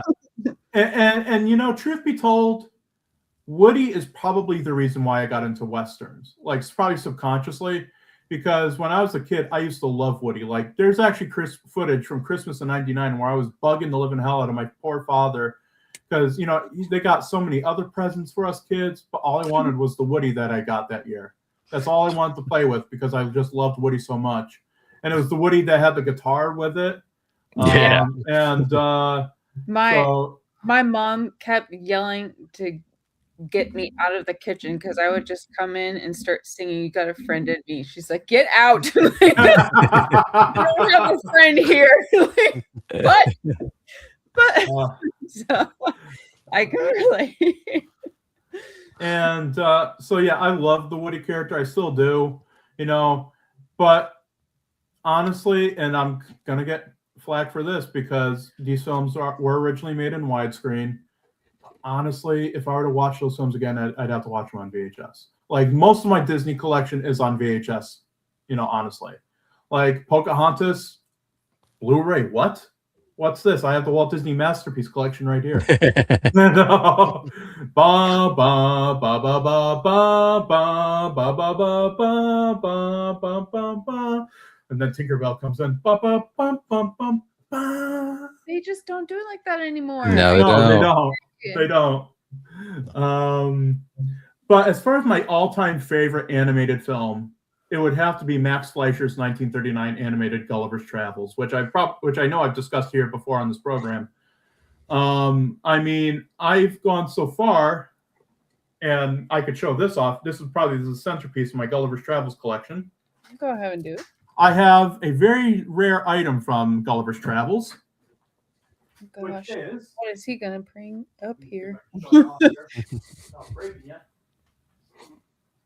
I have a bunch of Gulliver's Travels items. I have the original Decca Records collection. I have 2 copies of that. One's a later pressing. But one thing that I have from the original run of Gulliver's Travels is this. This is a wooden doll of Gabby, the town crier. This is from 1939. Oh, wow. That's cool. Oh my gosh. His nose is a little chipped, but I still love him anyway. Cost a pretty penny, but I love him anyway. So, that's cool. Yeah, you can see there, Gabby, copyright 1939, Paramount Pictures, made by the Ideal Toy Company. Nice. Oh, that's legitimate. That's awesome. Yeah, his face is a little cracked. His nose needs reconstruction, and he doesn't have his belt that he had originally, but I don't care. I still love him, you know. That's pretty good the way shape. he is. It's fine. Pretty Just good shape. the way you regardless, are. So yeah, Gulliver's Travels, probably my favorite animated film of all time, bar none. Nice. It's not a perfect film by any stretch of the imagination, but it's a fun one. It has a lot of great songs in it. Great musical score by Victor Young. Great animation, and you know, it was pretty timely. Actually, it was an anti-war film, basically made in before the onslaught of World War II that was about to come to pass. And it's the only second feature-length animated film ever made, and it's the first feature-length animated film made by a studio other than Disney. And it garnered 2 Oscar nominations for Best Original Song and Best Original Score. And it's really a beautiful film. Some people like to knock it, but I love it. I think it's a beautiful film, just well made, great characters. I wish I would have explored the world of Lilliput a little bit more, but other than that, I think it's a beautiful film. Just an awesomely gorgeous film. Animation, I like. Probably my favorite Disney film. Now, my favorite Disney film, and Jody will tell you, it's an interesting choice. I'm so curious. DuckTales the movie, Treasure of the Lost Lamp. Oh my god, that was not what I expected. But I'm not surprised. I have literally. Wait, let me count. I think I have up to 14 VHS copies of that now. And I have a bunch of Scrooge plushies. in my bedroom staring at me whenever I go to sleep. So Hell you yeah. know. And sometimes you know, and so yeah, I mean, Scrooge McDuck is probably my favorite Disney character. Don't ask me why, considering I live on welfare and I'm living in an apartment. That I love a rich millionaire, but I do. I love Scrooge McDuck, and I always have ever since I was a little kid. That Christmas special is a yearly watch for me. So yes. Yeah. Yes. But speaking of Christmas specials, you know what my favorite Christmas special of all time is? Mr. Magoo's Christmas Carol. If you've ever seen that. Oh, okay. No, I don't think I've seen it. Basically, Mr. Magoo's Christmas Carol. Basically, well, how many of you? I mean, I think John does, but how many of you even know who Mr. Magoo is? Oh yeah. I'm familiar with them. I have. Okay, so you get it, nearsighted old man, you know, character. Yeah. So yeah, he's basically playing the Ebenezer Scrooge character in this, and there's some great songs in that, like "Winter Was Warm," which is a really sad song. But probably my favorite song in that is a song called "All Alone in the World." I think that was the title of it. Where basically the lyrics go, and I'm not gonna, I'm going to save your ears from having to hear me do a terrible Jim Backus impression. But basically, the lyrics of that, you know, really speak to me as someone who pretty much does feel really alone in the world. A hand for each hand was meant for each world. Why don't my fingers reach? Millions of grains of sand in the world. Why such a lonely beach? Where's a voice to answer mine back? Where two shoes to click to my clack? I'm all alone in the world. It's a beautiful song. Beautiful, beautiful song. I think the songwriters of that were also responsible for the stage production of Funny Girl, I think. So yeah, it had some really good Broadway style like songwriting behind it. For actually the first animated Christmas special made exclusively for television. Cool. So yeah, but see, I love to go down. Yeah, I go down these avenues and these tangents. You know, like like Lauren gets to talking about Mickey's Christmas Carol, and then I'm like, oh, do you know that there's this other thing? I don't know what's wrong with me. Like I must be sick. Like I don't know what's wrong with me. But I'm definitely guilty of doing the same thing. I was about to be like, oh, my favorite Christmas Carol is George C. Scott's version in like the 80s. That's absolutely one of my favorites. You're never going to offend me by telling me you don't like something that you don't like, because I don't care about because that's your opinion. That's what you like. Everybody likes what they like. Everybody's got their own niches they like. Not everything is for everybody. That's what I always. You know what? Earlier when I was talking about anime, I totally lied. There is one other anime that I used to watch over at a friend's house that I loved, and it's because I'm such a fat guy. And by me just saying that, you'll probably know which one I'm talking about. I'm quizzical. What? I'm not sure. Well, because I like food, there was an anime called Toriko, which was basically this guy by the name of Toriko. Basically, he went out into the world and he basically went on eating adventures. Like he would eat the weirdest foods imaginable, and this was an anime from like back in the day. And I was like, wow. I mean, it's a show that makes you hungry, even though he's eating like squid tentacles or whatever. But it's fun to watch. Like I would like to see some Toriko again. Yeah, it's like watching real Japanese. You ever see Toriko, John? I've heard of it. I haven't seen it. Some of the older stuff's hard to get a hold of. Yeah. Well, this isn't even that old. It's like 2010 type. I used to watch it when I would go over to a friend's house. Yeah, exactly. That's what I'm saying. It's kind of old. If you can't get a hold of it. John, okay, you want to put... That's not old. I'm just joking. It's hard to get a hold of anime. Because if that's considered old, if stuff from like 10 years ago is now considered old and vintage, then I might as well go get dentures. I might as well go get a cane, and I might as well go live in the home. Eat gruel all day, you know. That sounds awesome. It's not. I'm just making a it's hard to get anime joke, and it's from 2010. It's hard to get. Yeah. Oh yeah. Yeah. Some of the stuff's starting to get easier. I'm sorry, Julian. Yeah. Sorry, don't interrupt. No. I was just gonna say I was gonna throw in my 2 cents. Like my first introduction to anime was a Samurai Jack Oh yeah, Genndy Tartakovsky. Yes. Yeah. Loved that show. I was obsessed. That was like pushing my sister out of the way. Like, oh, where's Samurai Jack is on? And Genndy Tartakovsky is an interesting guy because, you know, of course, Dexter's Laboratory is what he started out with, I think, right? Yeah, and that's great too. And then he does Samurai Jack. And you want to know the greatest tragedy of them all is the fact that we never got his Popeye movie that he was going to do. We got to test for it. But we never actually got the full-fledged film. And what did we get instead? The bloody Emoji movie. I think that's what replaced the Popeye project. So yeah, would you rather see let me go beat up Pluto, or hey, how about a movie about a floating smiley face? This is better, isn't it, guys? So says the corporate suits in the offices of Sony Pictures. Well, I think I've been trying to get into some pickups this week. I don't. I'm sorry. Serious. Oh, but, John, go for it. Go for it, man. Well, because since we were talking about, I did pick up the Speed Racer. Nice. Oh, nice. Set.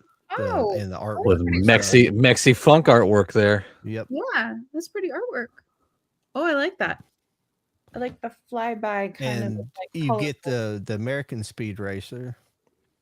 It comes with both Speed Racer and you get the Japanese. Technically, it's called Mach Go Go Go, but it's pronounced. I think it's pronounced like Maha Go Go Go in Japanese. I think I think that's correct. But then here's just the regular Speed Racer, the English translation, and you get the. But I have not seen this version. I am going to go and watch with the Japanese audio. I don't know if I've ever watched, but that was cool. This artwork. I don't know if he did all the artwork. It kind of looks like he did because this is really cool.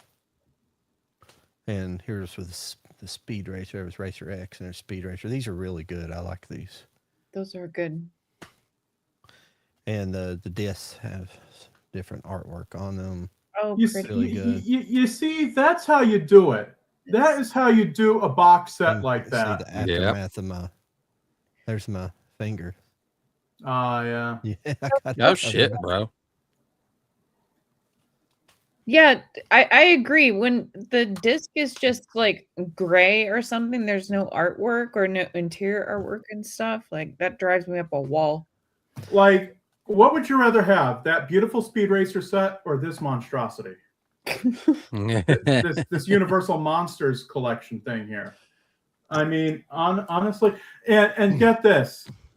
Warner Brothers is also jumping on this sort of packaging bandwagon because I saw like they're doing a complete series set on Blu-ray of Perfect Strangers, and they're doing it in this exact same style, and it's horrible. Like I like bricks. I like really? the bricks. Yes. Well, good. Not so much for the movies like that, but for television series, I do because I like getting complete series, and it's far more compact than getting a box that's a fucking 5 feet long, you know, of regular DVDs. It's just I have an affinity for them, but I understand why people don't because sometimes they stack this sometimes and they're a pain in the butt to like whenever you take one out, you go put the other one back. They're all out of order eventually. I understand, but as far as compactability and collectability, I like them because I can get because I've got like all the Cheers and it's the one set. It does come with a cover box, but you have two different bricks in there. You don't have to have a massive set.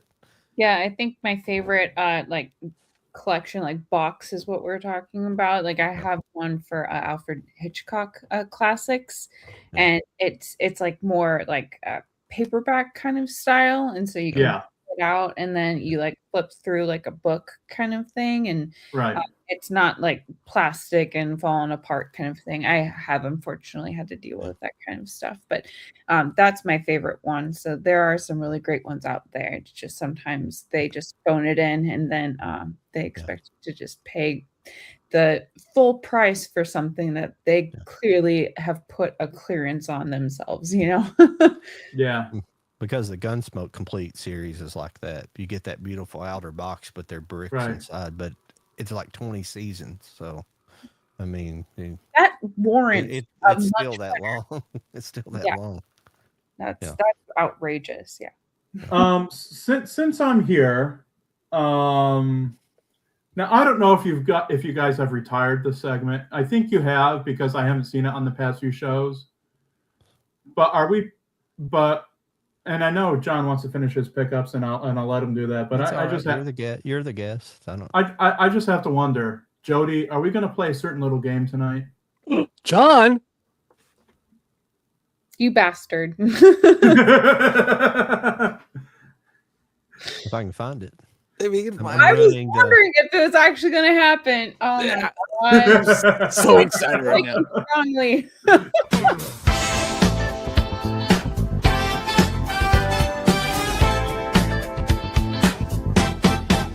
It's time to play a little game where I show Lauren some fun things. It'll make her mad, I guarantee, but it'll be fun for you and me. It's time to play. Hey Lauren, look what I got. Hey Lauren, it's time to play. Hey Lauren, look what I got. Oh.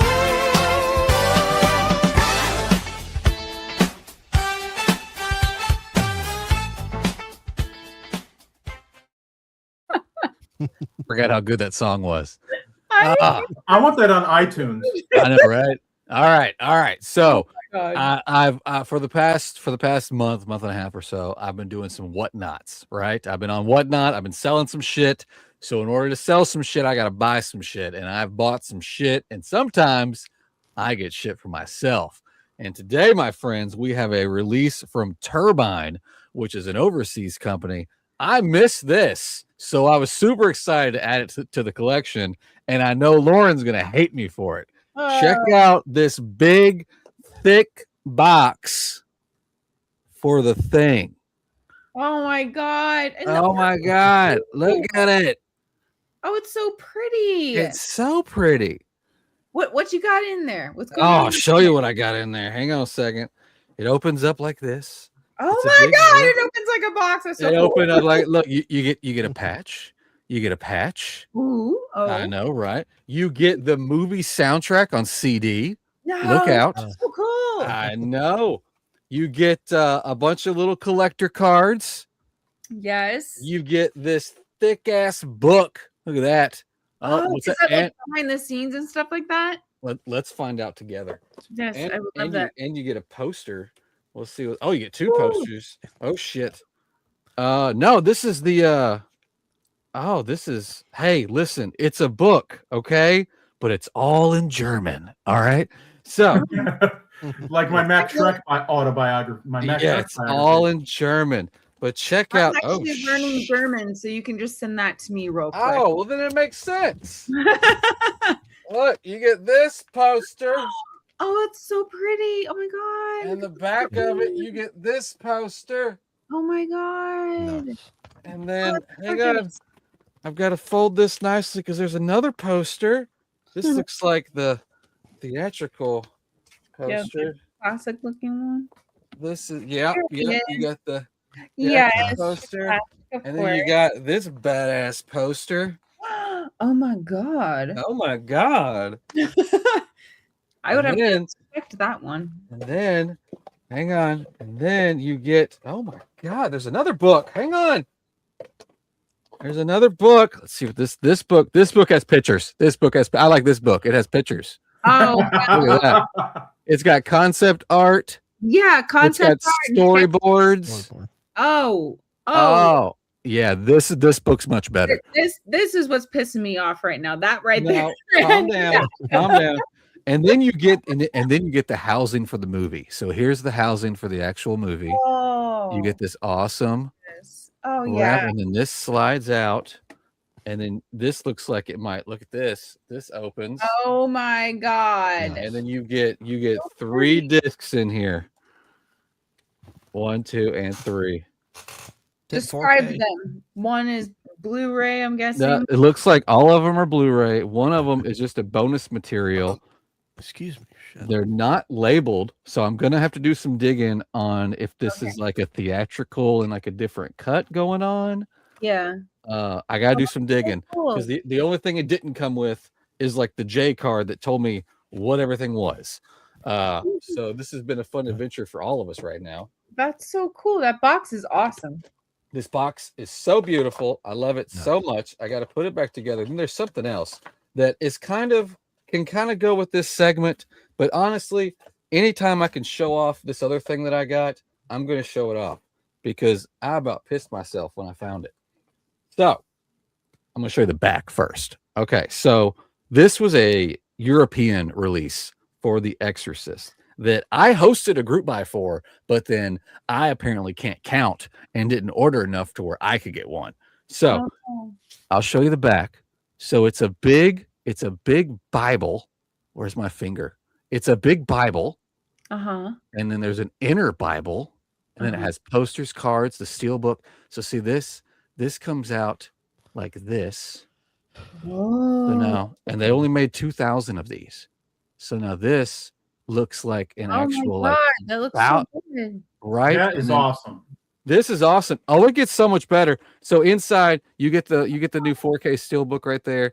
It's got the posters, the cards. Do you want to know why I shit myself when I found this in one of the boxes that I bought? Get ready. Hold on to your shit because it was signed. No. How did you get that? You don't just laugh, you answer the question.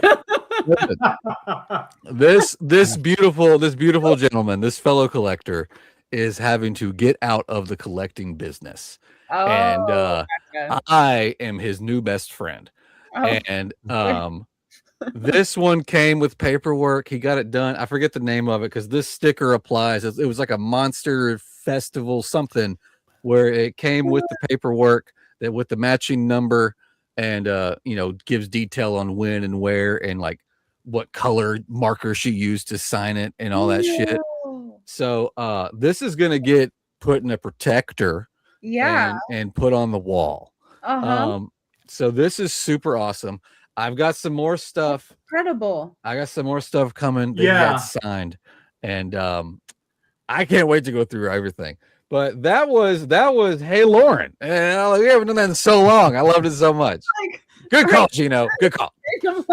Well, Lauren, Lauren, don't feel too bad because you know what he has, or he had or has something that I would love to have in my collection as well. What was it? The Indicator Sinbad collection. Oh yeah. Oh, he's got so many. I keep telling him I have your address. I could technically go to steal. Don't scare me like that. I've got alarms and I've got a dog that will just run at you and then piss on the floor. So be ready for that. I am just being an ass. No, I would totally. I would like do like a little like sniper no sniping kind of moment. Yeah. No, I got you. But no, I did pick up a couple of SteelBooks this week. No shit, John. What'd you get on that scale? Yeah, John, we didn't finish with you. Go ahead. No, I don't care. It's nothing because this is an anime, but I haven't watched it yet. It's a movie, but it had a pretty SteelBook. It came out this week because Your Name's big. Oh, I like that. That's cool. Pretty colors. Yeah. Nice. Or I'm not blowing it up. I'm just trying to get through this bit. Yeah, it's just got that. But I haven't watched this movie yet, so it's supposed to be a pretty good movie. There's a lot of anime I haven't watched. I love anime, but there's so much of it, and I'm not one of these people that there's some people that just they want to watch everything so they can say they've watched everything. Right. And you would go fucking mad if you watched everything because lots of stuff is just slice of life or it's like these love stories where you have this guy. Like most anime, this is the only thing that annoys me in anime. It's even in good anime, and you have to look past it. I don't know why it's like this for. I don't know why most of it's written by men and why they write themselves like this. But like they just like shit their pants, and whenever they try to talk, when a woman talks to them or they interact with women, they just go like crazy. It's this weirdest thing. It's not in every single one of them, but it's like in a lot. Like they can't handle talking to women. Like it is kind of annoying sometimes, and sometimes it's the dude. It's not as bad, but I don't know what it is. That's the worst part about it. I mean, if I were to get into anime, Yeah. after Gigantor, like the logical next step for me, what I would probably dig the most in anime would probably be like some of the giant robot mecha animes from like the 70s and 80s, like Voltron. I'd like to get into some Voltron or something like that. Mm. Yeah, to check out Studio Ghana X. I Mm-hmm. call it Ghana X most of the time, but it's Ghana X. It's stands for Giant X. But I talk about it constantly. Everybody probably gets annoyed at me talking about. They've done a lot. They've done like Gunbuster, which is giant robots, and that's a Hideaki Anno. He's like pretty famous. He did like Neon Genesis Evangelion, which is a one you should definitely check out. Very like it's a very got a lot of it's very I would call it Catholic Church themed, like the story, but it's not a Catholic Church movie. It's like very religious themed, got very Genesis theming, but it's basically like man versus God. They build these giant robots to fight these angels being sent by God they're trying to destroy the earth again. But Oh shit! that's just a very basic overview of it, what's going on. But yeah. Now, John, you say you're an anime fan. Yeah. Have you ever seen any Korean anime? Namely, a certain movie called Space Thunder Kids. No, I have not. My God, you need to see Space Thunder Kids. It's basically like an amalgam of a bunch of these Korean ripoff animes of other more popular Japanese animes, and then there's like a movie called Savior of the Earth, which is a Korean anime version of Tron. Nice. Mm. Yeah. So I haven't delved into any Korean anime. It's just so much stuff out there. Jesus, I've watched all kinds of stuff and just. May I introduce you to my son? Not the only thing I watch. I clearly watch a lot of. Other You watch everything.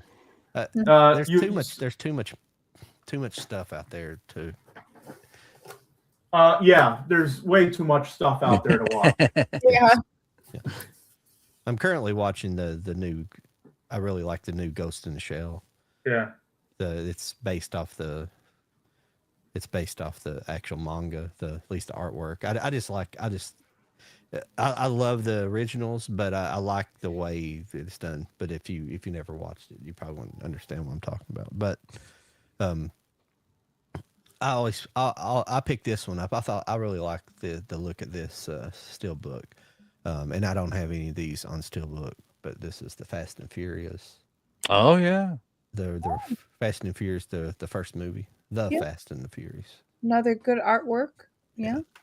Very pretty. It's not really a wraparound.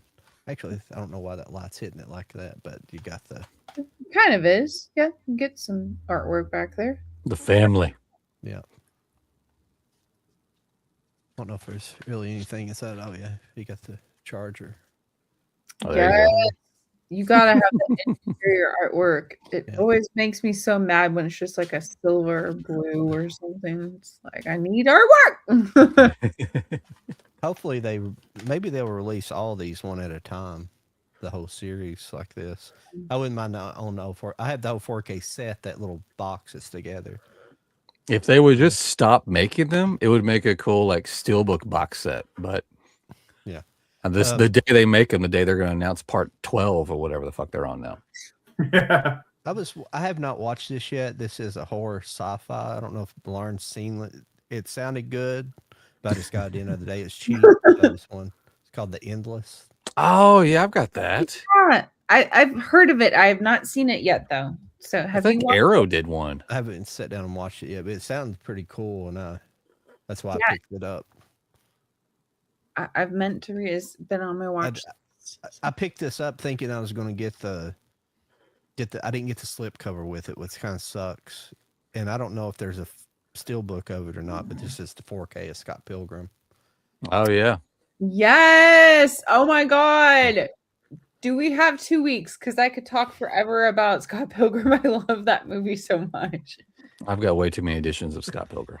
There's this guy. I wish I had it. Just like you have way too many editions of Killer Clowns from Outer Space. Way too many. Way too many. This is just some stuff that this are a couple movies I didn't have, and one of them kind of ties into Hayden Panettiere, but this one I just didn't have this on anything. Is the Book of Eli? Yeah. Oh yeah. Yeah. Denzel Washington. That's been a It's while really since I've seen good that. movie. Yeah. And I picked up Remember the Titans. I didn't own that Nice. on Blu-ray. I don't think any of these have 4K except obviously Scott Pilgrim does there, but and this was a surprise, something I ordered like way back in January, and it's just something that came in today, and I thought it was something else because I ordered that He-Man, the original He-Man cartoon series on Blu-ray. Oh It's yeah. supposed to have been here yesterday, and it's supposed to be, then it didn't come in. It's supposed to have been here today. It's just been delayed. I don't know why. But this is a figure that I ordered a while back. This is part of the Neon Genesis Evangelion 30th anniversary. But this one of the characters from it. It's Rei Ayanami. Nice. Girl uniform.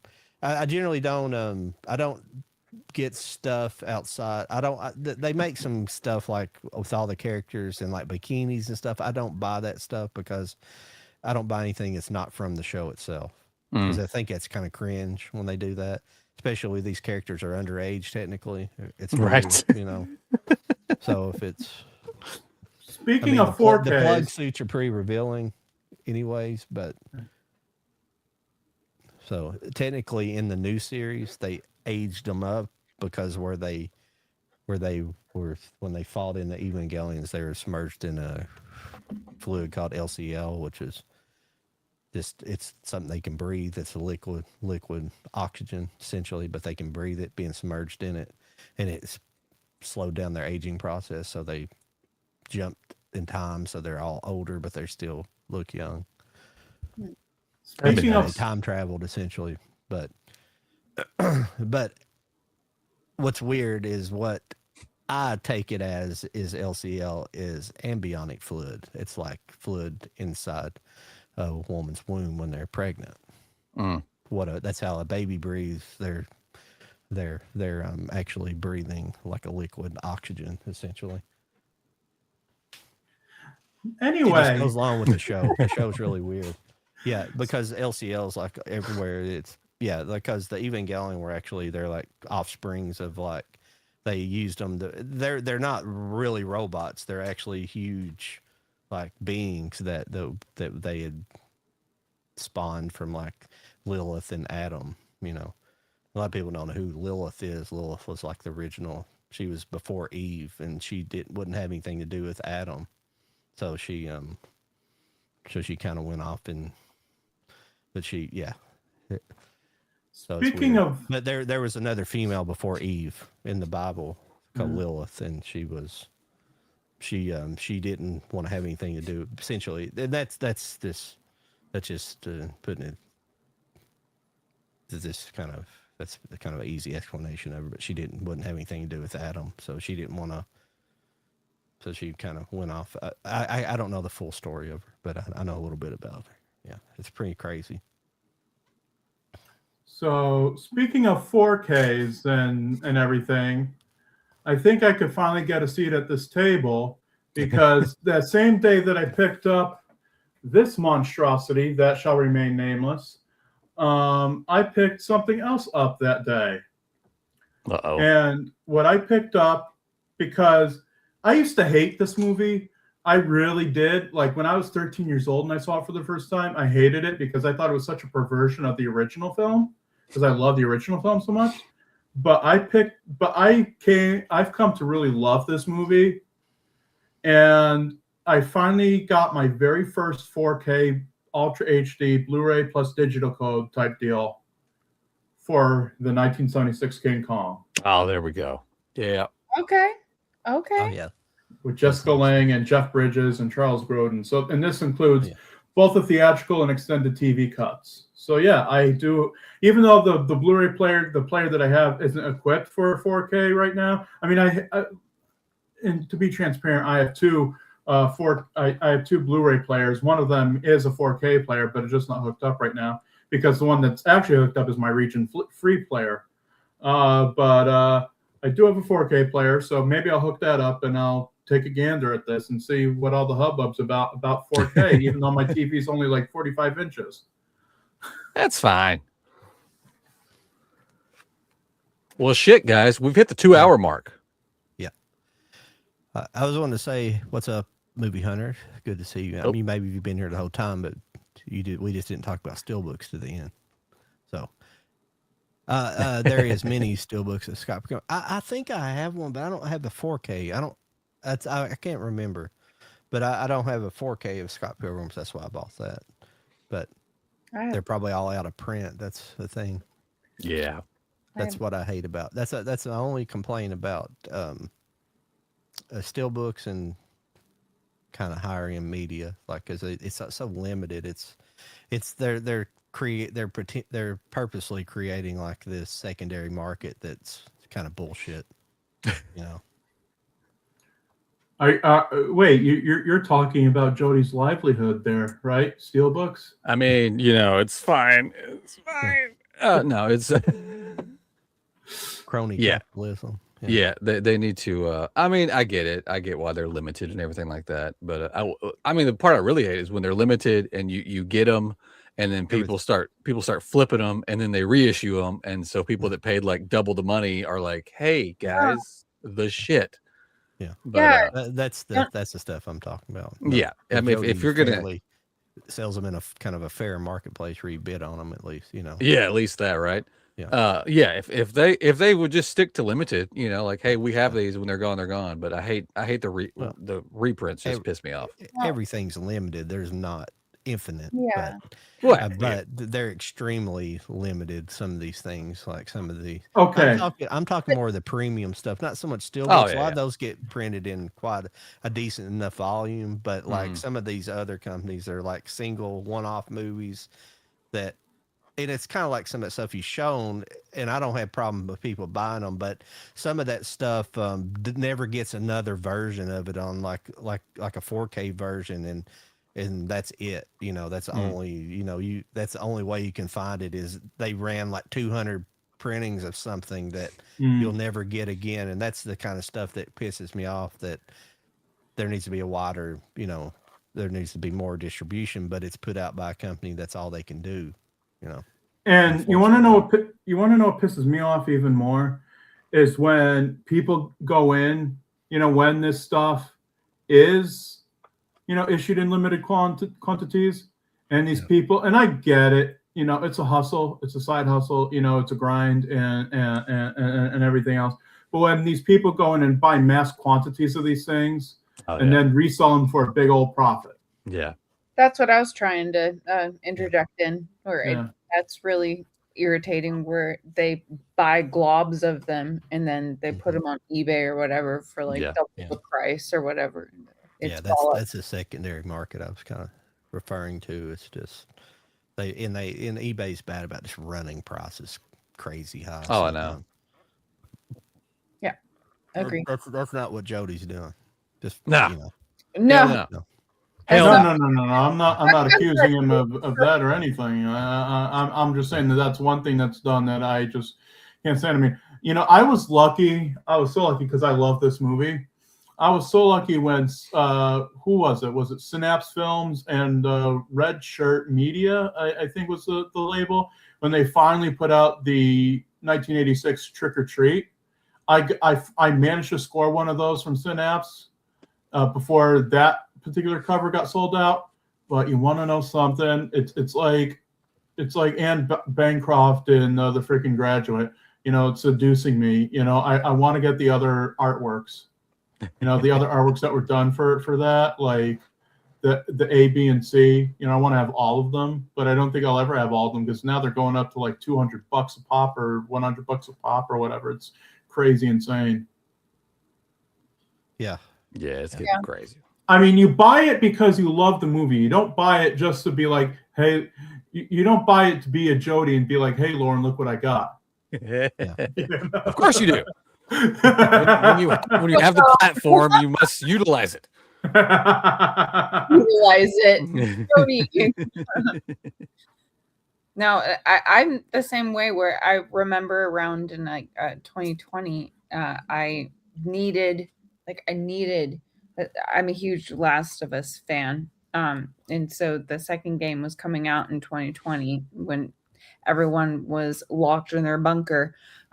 So I was just like super really excited. Like that was like my big thing. It finally arrived and stuff like that. But it was just like I was just so worried because I didn't go through PlayStation. I went through like an eBay seller and stuff like that. But I also knowingly like understood that they bought in bulk so that they could it wasn't more very much more than the original pricing, so that I picked the right seller. But I saw people that were quadrupling the price, stuff like that. Yeah. It's like I don't like that. I mean, it's not that this is a new concept. It's been happening. Basically, the internet exists, but but yeah, very frustrating. And what are our thoughts now that we're on this kind of a wavelength of conversation? I know we got to wrap this show up because it's already like 10:21 over here. But what are our thoughts on people going out there and getting their VHS tapes graded and everything and putting them in them glass things and then like selling them for like $200 when they're only worth like a quarter? I don't understand grading movies. I really don't. It's a thing now. It's moved from comic books and collector cards over to your VHS and God only knows what else. I don't see how the people that are grading them can justify what they're saying things are worth. Because I mean, literally, you're literally just getting on. You're taking somebody's item, going into your office in the back, and hopping on eBay. I'm like, all right, what was the last 10 sold for? You know, well, that's how much it's worth. And I'm as a collector, I don't want my shit locked up in a fucking acrylic case. I mean, if I love something, I'm going to put a protector on it, but I'm going to be able to get it out of it when I want to. Yeah. Movies were meant to be watched, not framed, except for that Django thing you got prematurely or whatever. Right. Well, the big controversy, I think, has been in like video games where they've like copies of Super Mario Brothers and stuff like up to $1 million and crazy stuff like that, and it's just stupid. And there's nothing I don't understand really and the copies aren't really special other than it's being sealed and mint. Other than that, because that's I've watched some people talk about it. It's truly is like a crony capitalism type market. It's very artificial. It's a bit. And it brings an artificially inflated market. Yeah. And it brings up this whole other thing, bro, of like, you know, I love how people, especially the hipsters nowadays, treat VHS as if it's this ancient artifact from the bygone times. Like, yeah, like, dude, I still use VHS to record my TV show on. Like, get off me. You know what I mean? I still remember when it was VHS. I remember when there wasn't an internet and that. And you're calling me retro when you say that shit. Like I hate it. Yep, I agree. Well, I guess you missed my new name I've coined. Oh yeah, what was that? You did say it last week. What is it? Yes, the Nostalgia Tard.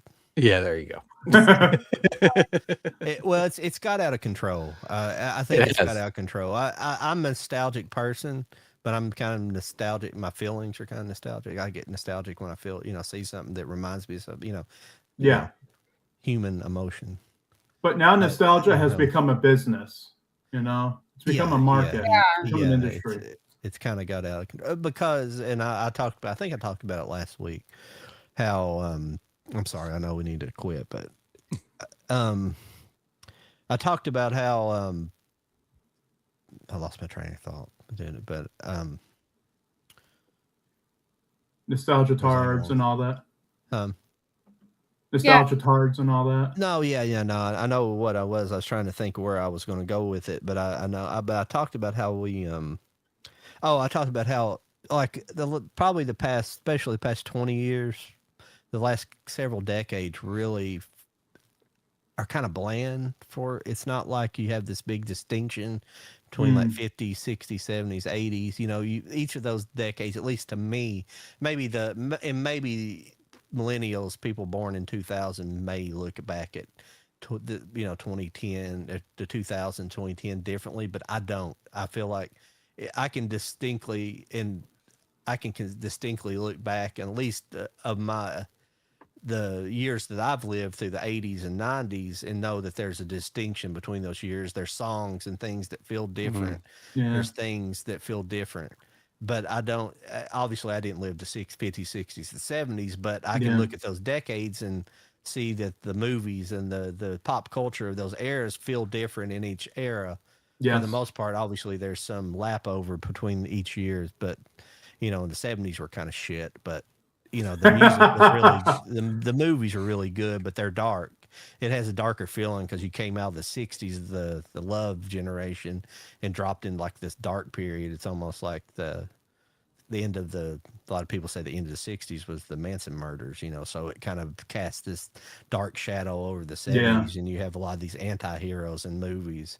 And then it got brought back out with Star Wars, with that type of movie, and then you kind of roll into the 80s where you have the kind of electronic era, the punk rock era, and you come out, that kind of stuff. And then 90s kind of, you got the grunge era. You have these different eras, and I just don't feel like the past 20 years to me has been as distinct as those decades. Yeah.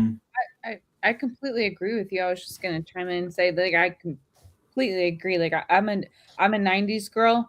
So I grew up in the 90s, but then I always loved to go back to like the 80s, 70s, like in like the 60s, 50s and stuff like that. So I love getting to experience things that were created before I existed and stuff like that. And then, like you said, like each generation had like kind of a very like we understood what we were doing. And what did you call it? Like a nostalgia tard? Is that what you called it? I would call what we're going through right now is a modern tard, where we don't really know what we're doing. We're just kind of like smashing a couple of bits of Play-Doh together and seeing if it works. Well, I think it works. Sometimes it doesn't. I think what we're experiencing is the generation that was born with the internet is grown up enough to realize how much it fucked everything up. Like so now they're actually starting to process things of like, oh shit, the 80s, the 90s, especially the little bit of the early 2000s, that was the time. And then we fucked it all up. And so these kids are getting older, and they're regressing back to before their time, and they're learning, oh shit, things were cool. Like things were a lot better than they are right now. But and they call us retro. I'm like, hi, listen, things that I own and things that I love have been called vintage, and I don't appreciate it. Well, how do you think I feel? Look at this. I see it, man. I see it. I mean, how do you think I feel with all my interests? I mean, if that's vintage, then this is beyond like this is beyond well done. This is like a burnt steak. Black and white. You try to show us in a black and white movie, they're gonna be like, "What are you trying to take me back into the 1900s?" Like, But I've got a store less than 20 minutes from my house in the main square of my city that is all retro. And I say retro because it's like 80s, 90s. That place is packed all the time. And it is just like this dude's found his niche. I need to be best friends with this guy. But you go in there and it's literally it's kids, my kids' age, looking at things like, holy shit, this is cool. And then there's people like me in there going, I owned that. Where did you find this?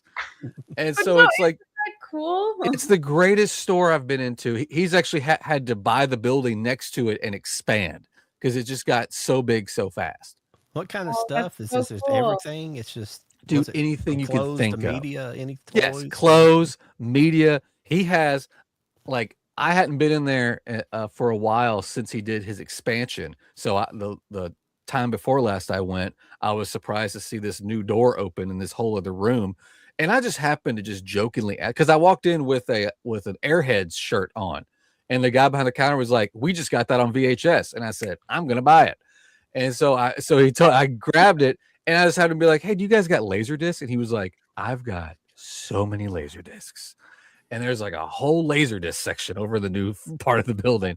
Oh, but yeah, I mean, he's got the clothes, he's got VHS, he's got CDs, he's got anything you could think of from what I like to call my time.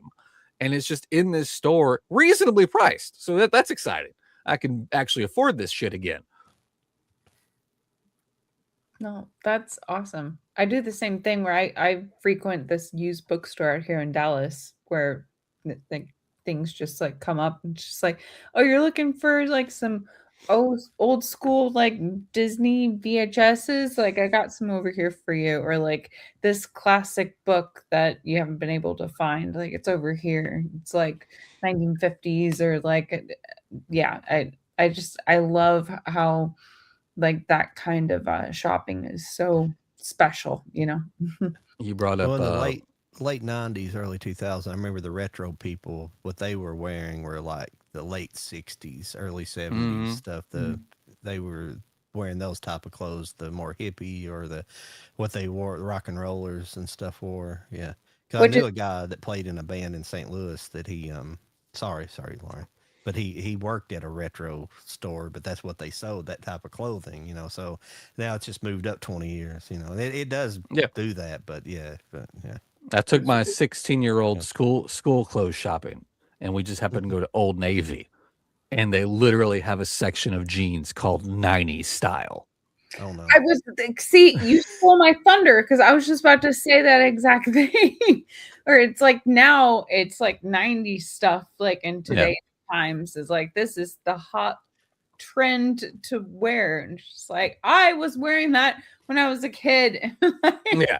It's like those are called Jinkos, son. They're called Jinkos, and you should love them and appreciate them. Okay, good. It's a boy. They weren't cool okay. for a while, and all of a sudden they're cool again because they're retro. And like I'm hoping having two daughters, one of which is only like almost 4. I'm really hoping the style doesn't come back where you got the thongs. Hips over coming out the jeans, the low rise jeans. Those are big right now, aren't they? I don't need that look to come back while I'm a father. Just don't. Yeah, especially as a dad. Yeah, we hope for that not. It's like, come on, guy. Leave a little bit. Big gigantic pant. Is that what's big? That's what was big. Yeah, because I wasn't cool enough to really, because I would just buy. You know, I had the regular, you know, with the wide bottoms. You know, what they were, the boot. It wasn't boot cut. They were big, but I had some friends that were. I had some people I went to school with. They were friends, but they went to extreme. You know, they were so big that they would walk on them. They eventually just got shredded on the bottom. You know what I'm talking about. You know what I'm talking about. Yeah. Yeah, I think I remember those. Yeah. I had a Go ahead. Well, they weren't bell bottoms, but they were that same concept of bell bottoms. But the whole pant leg was wide. It came down. The whole thing came down wide, and it was a skater style. Really, that's where it came from. Yeah. Thank you, Movie Hunter. That's all right. Thank you. Good to see you here. I missed one of your comments. The last 10 years are the great digital area. Unfortunately, it doesn't stand out now because it. You know, there's something I've been meaning to say for the past 15 minutes. That's a good one. Yes. What do you got to say? That weird. Well, I remember back in the day when if you wanted to watch Shrek on the go, you watch it on a freaking Game Boy video cartridge, and you were thankful. Yeah. Right. Or a portable DVD player, you know? Yeah. At like 15 frames per second. It's a press and stop, and like it's simple. Like I recently purchased on eBay a Game Boy Color. Oh yeah. I'm so excited, by the way, guys. But I'm like doing one of these. I'm just Yeah. like, I'm like, but I absolutely love it, and it's such nostalgia, and I miss that kind of stuff where it, like these. I don't mean to sound like an old lady, but these kids these days, they don't understand.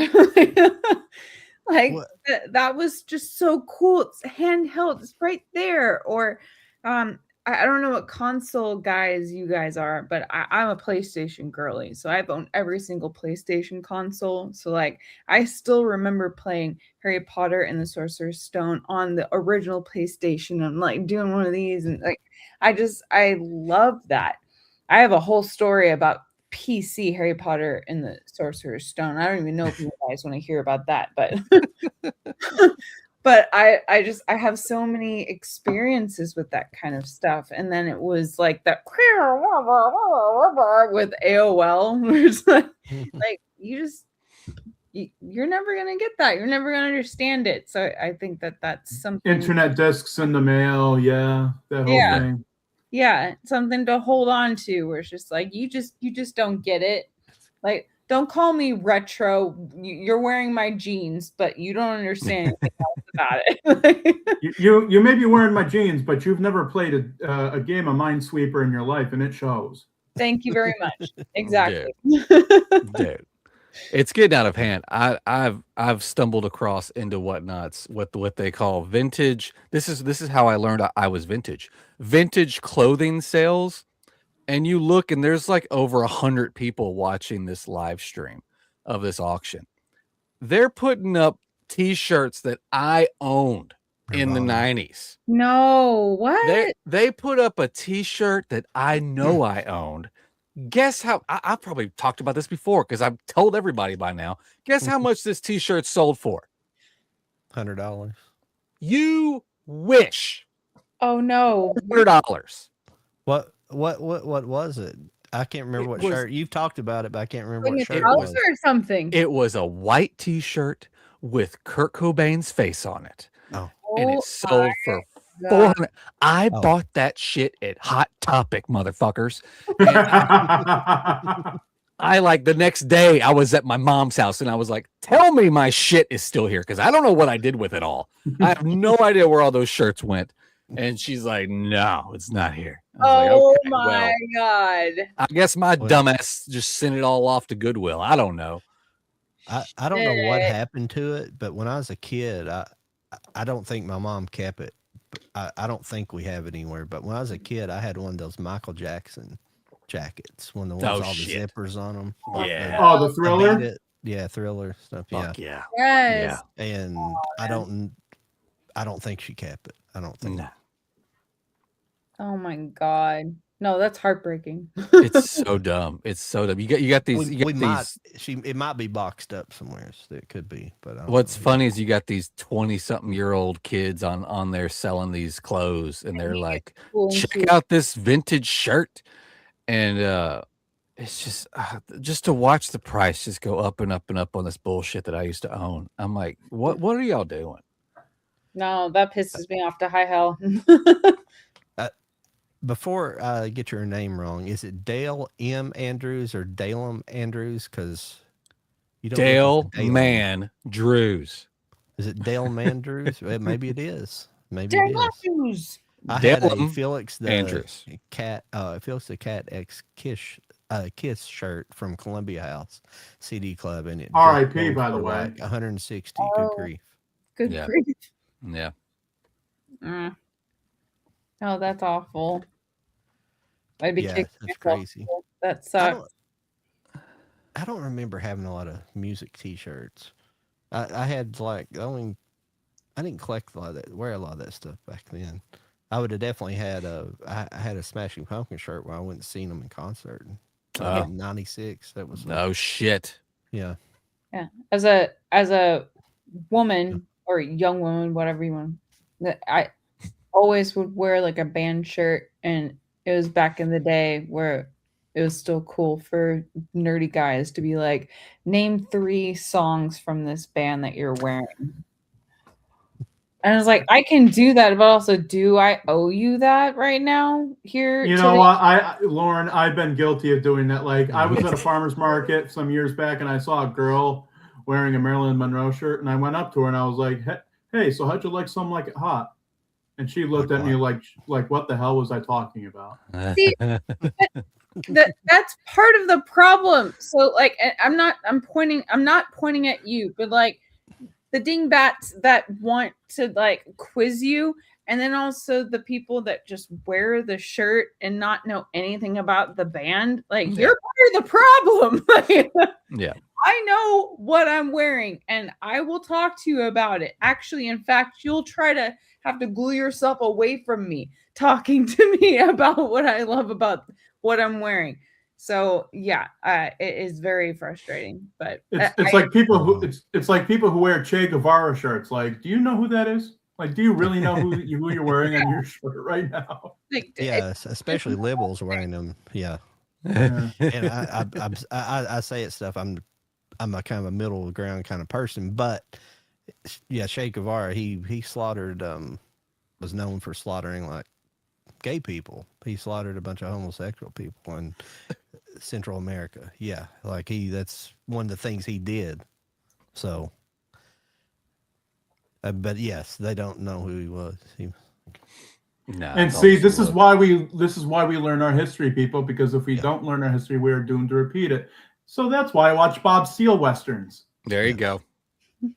Yeah. So I can learn my history. That's right. All right, shit, guys, we've gone 30 minutes over 2 hours. Yeah, Charlie literally tried to jump in here, but his picture's not up. So, but we need to end it.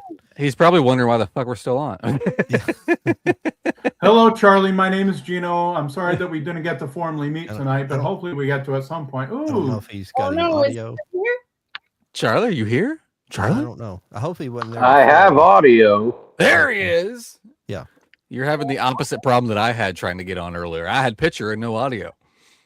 No, I turned my camera off on purpose because I'm in bed. Oh, Charlie's sleepy. All right. Well, I saw that you guys were still going, and I was like, "Wow." I know.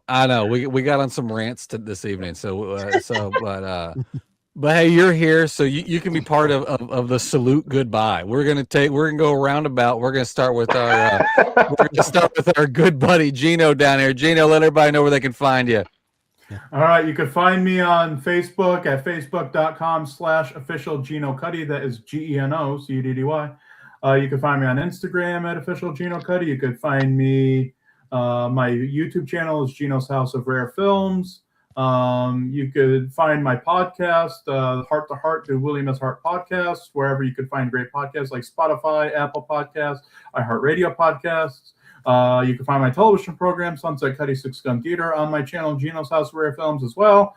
And I do have a blog called blazingjustice.blogspot.com, where I review a bunch of silent westerns and B-westerns. So, there's no shortage of ways for you to get a hold of me. And I'll also give out the email that I give out on my show.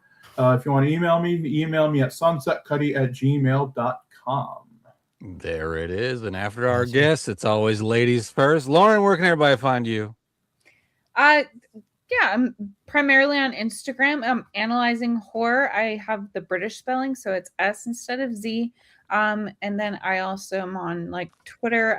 I write a lot of reviews on Letterboxd for movie reviews and stuff like that.